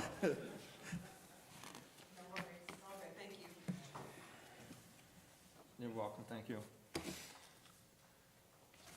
Next on the agenda, Pulte Homes in New York, Lot 4, Terrace Drive, bond return. No comments, Mike? I do not. Rich? So the applicant on January 13th requested the bond be released. The original bond amount for the project was $4.2 million. The bond was reduced to $839,000, 20% of the original bond, by Town Board Resolution dated December 19th, 2012. Town Engineering Department has performed numerous site visits, with the most recent being in January of '23. The board should note that the applicant in their letter states they believe all the punch list items of the town's letters have been addressed. The town had provided a February 3rd, 2020 memo summarizing deficiencies, and Pulte had provided a January 4th response of 2021. So that was February 3rd, 2020. We gave a memo. We got a response in January 4th, 2021. We went out and inspected here in 23.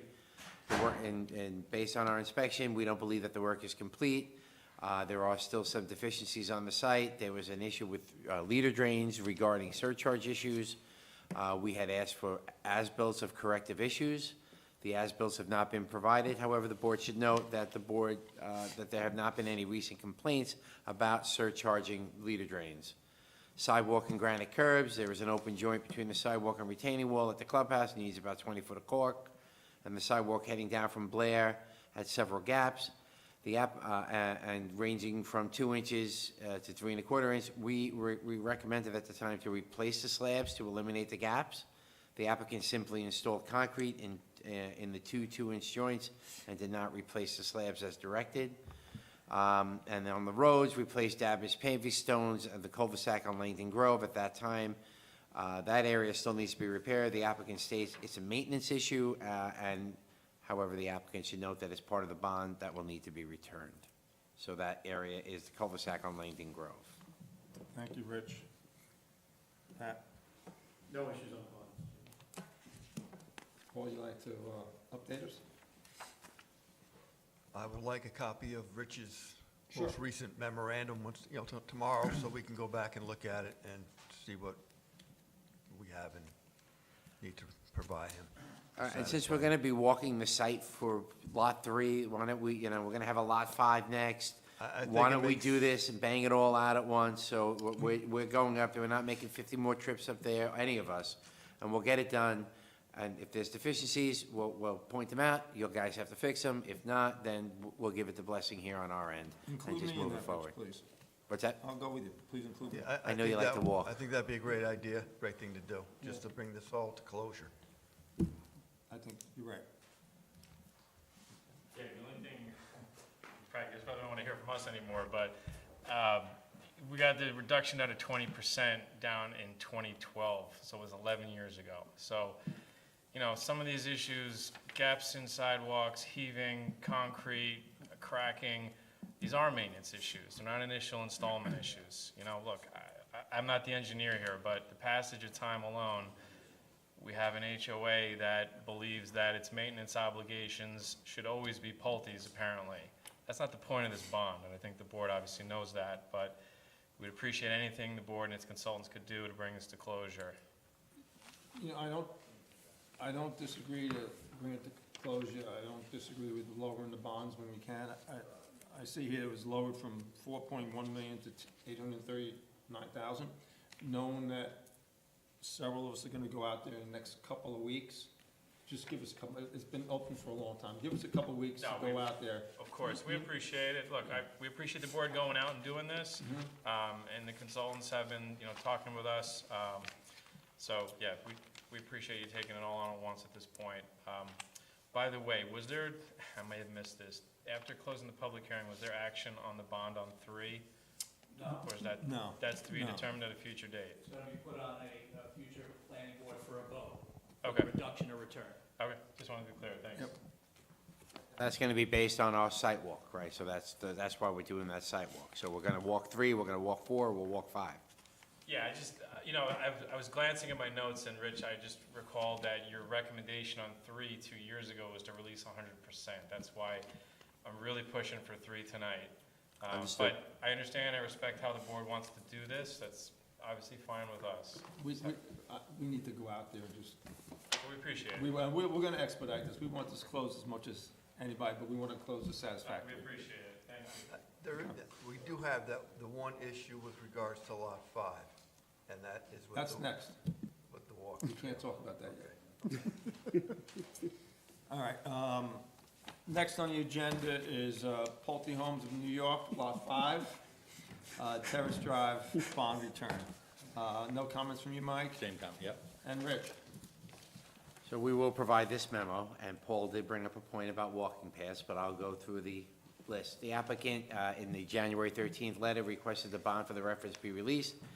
This is the original bond of $872,660.75. We've performed site visits April, May, July, December of 18, August of September of 19, May 20, January of 2023. The applicant should note that in their letter that the punch list items have been addressed. However, based on our inspections, we have determined that the work at Lot 5 is not completed.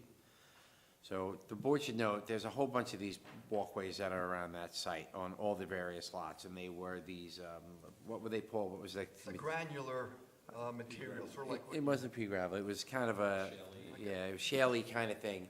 So on lot. Like a cinder. Basically, were cinders. So on Lot 3, there was an issue, it was Lot 3 where we had the original issue where it kept washing out. And it washed out every time I went up there and did an inspection. The main comment was, you gotta fix this, you gotta fix this, you gotta fix this. What's that? These were sidewalks. The walking Walking paths. paths. They're part of the amenities, the recreational amenities as part of this. So the board should note that the paving of the pathways has been a matter of discussion starting in 2016. Pulte has paved the majority of the walkways, of the pathways, with the exception of the area in Lot 5.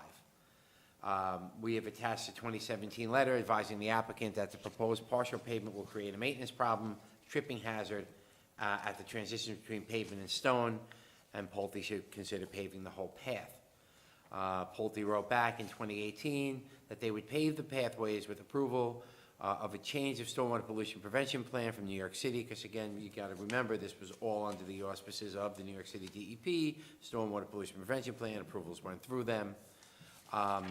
There was an approval letter from DEP which does not approve gravel paths within 100 foot of any water course, but the section of the path may require a waiver from the New York City DEP. The applicant has not provided an engineering report to the New York City DEP about getting that waiver. There are pictures provided in my attachment here taken during our recent site visit. The trail has not been maintained, as potentially could cause a tripping hazard when in use. It is unclear if a waiver has been applied for by the applicant. I have contacted the DEP. They've updated their watershed rules and regulations in 2019 and have eliminated any hardship requirements. I think this application should be made by the waiver should be made to the DEP, and that area should be paved as it would be consistent with the rest of the pathways throughout the entire site. But again, it's up to the board. They are not required. Their original site plan did not have it as part of it. However, they did agree to pave, and they did agree to do the paving and look for that waiver, but there's nothing with regards to the waiver going back to 2018, so. Okay. How unmaintained are they? Because that's your amenity, you would need to maintain that to keep your site plan approvals too. Yeah, you'll get a copy of the memo, but the pathway is not in good shape. It's gonna be an HOA issue, so, I mean, again, the members of the interested public are here foisting the obligation on Pulte, and I understand that's been the battle cry for a decade plus, and the board has heard a lot of that, certainly Pat, Rich, Joe, and Mike as well, but with the transition of control of the board, which has happened years ago, with the transition of ownership of all the common elements, and the completion of all the build-outs, the last C of Os, and the last sale of all the units, Pulte is not the one in control of those maintenance items. So the HOA has to come forward, I believe this is the case, the HOA has to come forward and account for where their funds are being appropriated. And I don't believe they're being put into places like this where they can be maintaining those facilities, so. Mike, can you provide the documentation of that to our board? Yeah, we'll get copies of the deeds too, and we have records of when the last Pulte member, had resigned from one of the HOA boards, or the one in control of the other related boards and that sort of thing. I don't want to get it mixed up on the record, but I'll be happy to get that over to you. Thank you. Yep.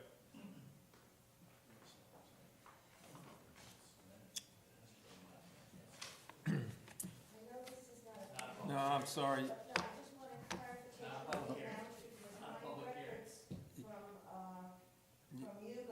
You can't, I'm sorry, you can't. There'll be time for that. Or you can write a letter you can send an email to Rose. Anything else on? Excuse me? Right. You represent an applicant before the board that's making an application to have a bond return. Any other comments? Otherwise, I think the site tour is gonna, and like Rich recommended, we'll tour all these, the 3 properties. So you can coordinate with Rose and say. Yeah. Okay, thank you.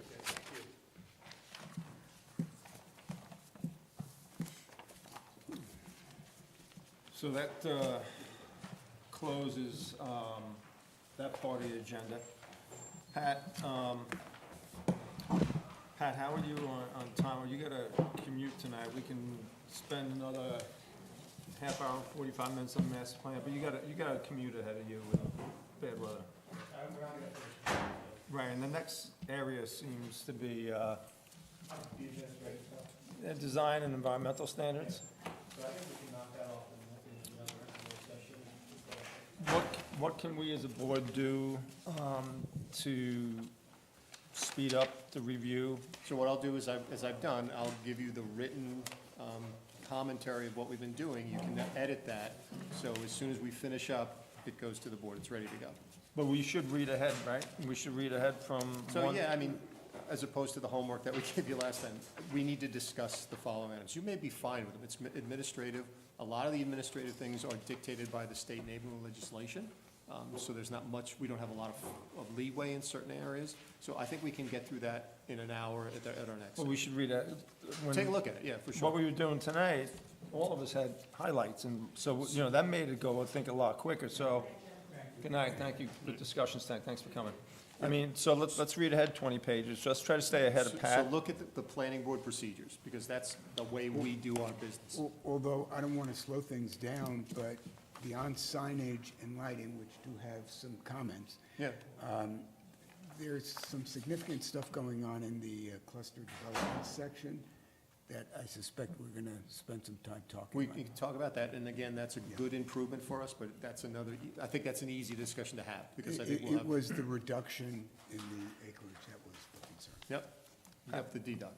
Pat, what did you say, review the planning board Procedures. procedures? Yep, you'll see there's zoning board, planning board procedures. What page? It's toward the back. Towards that, Yeah, okay. you'll see it. I also wrote that sign part for you Sign. guys. I have some good suggestions, as we discussed in an email today with some of the members about the windows and signs in windows. So I'm going to include some of that in the new code too. We'll try, and if you guys want to add to it or change it. Did you circulate that? No, I just gave it to the Right. chairman so far. We were just looking at it, today. Mike and I were talking about the signage today, and it was a good discussion. Email going back and forth, and Mike was getting some more So information what I'll on it. do is incorporate Mike's stuff into our general memo. So you But I got it. have some more information first, so I'll get you that too, because I spoke to Bob about some other sign issues that we were talking about. Wasn't that was you, right, Bob? And I've got more. Agreed. I've got more signs. But just so we can keep it moving is what I'm saying. Yeah. Joe, thanks for your help tonight.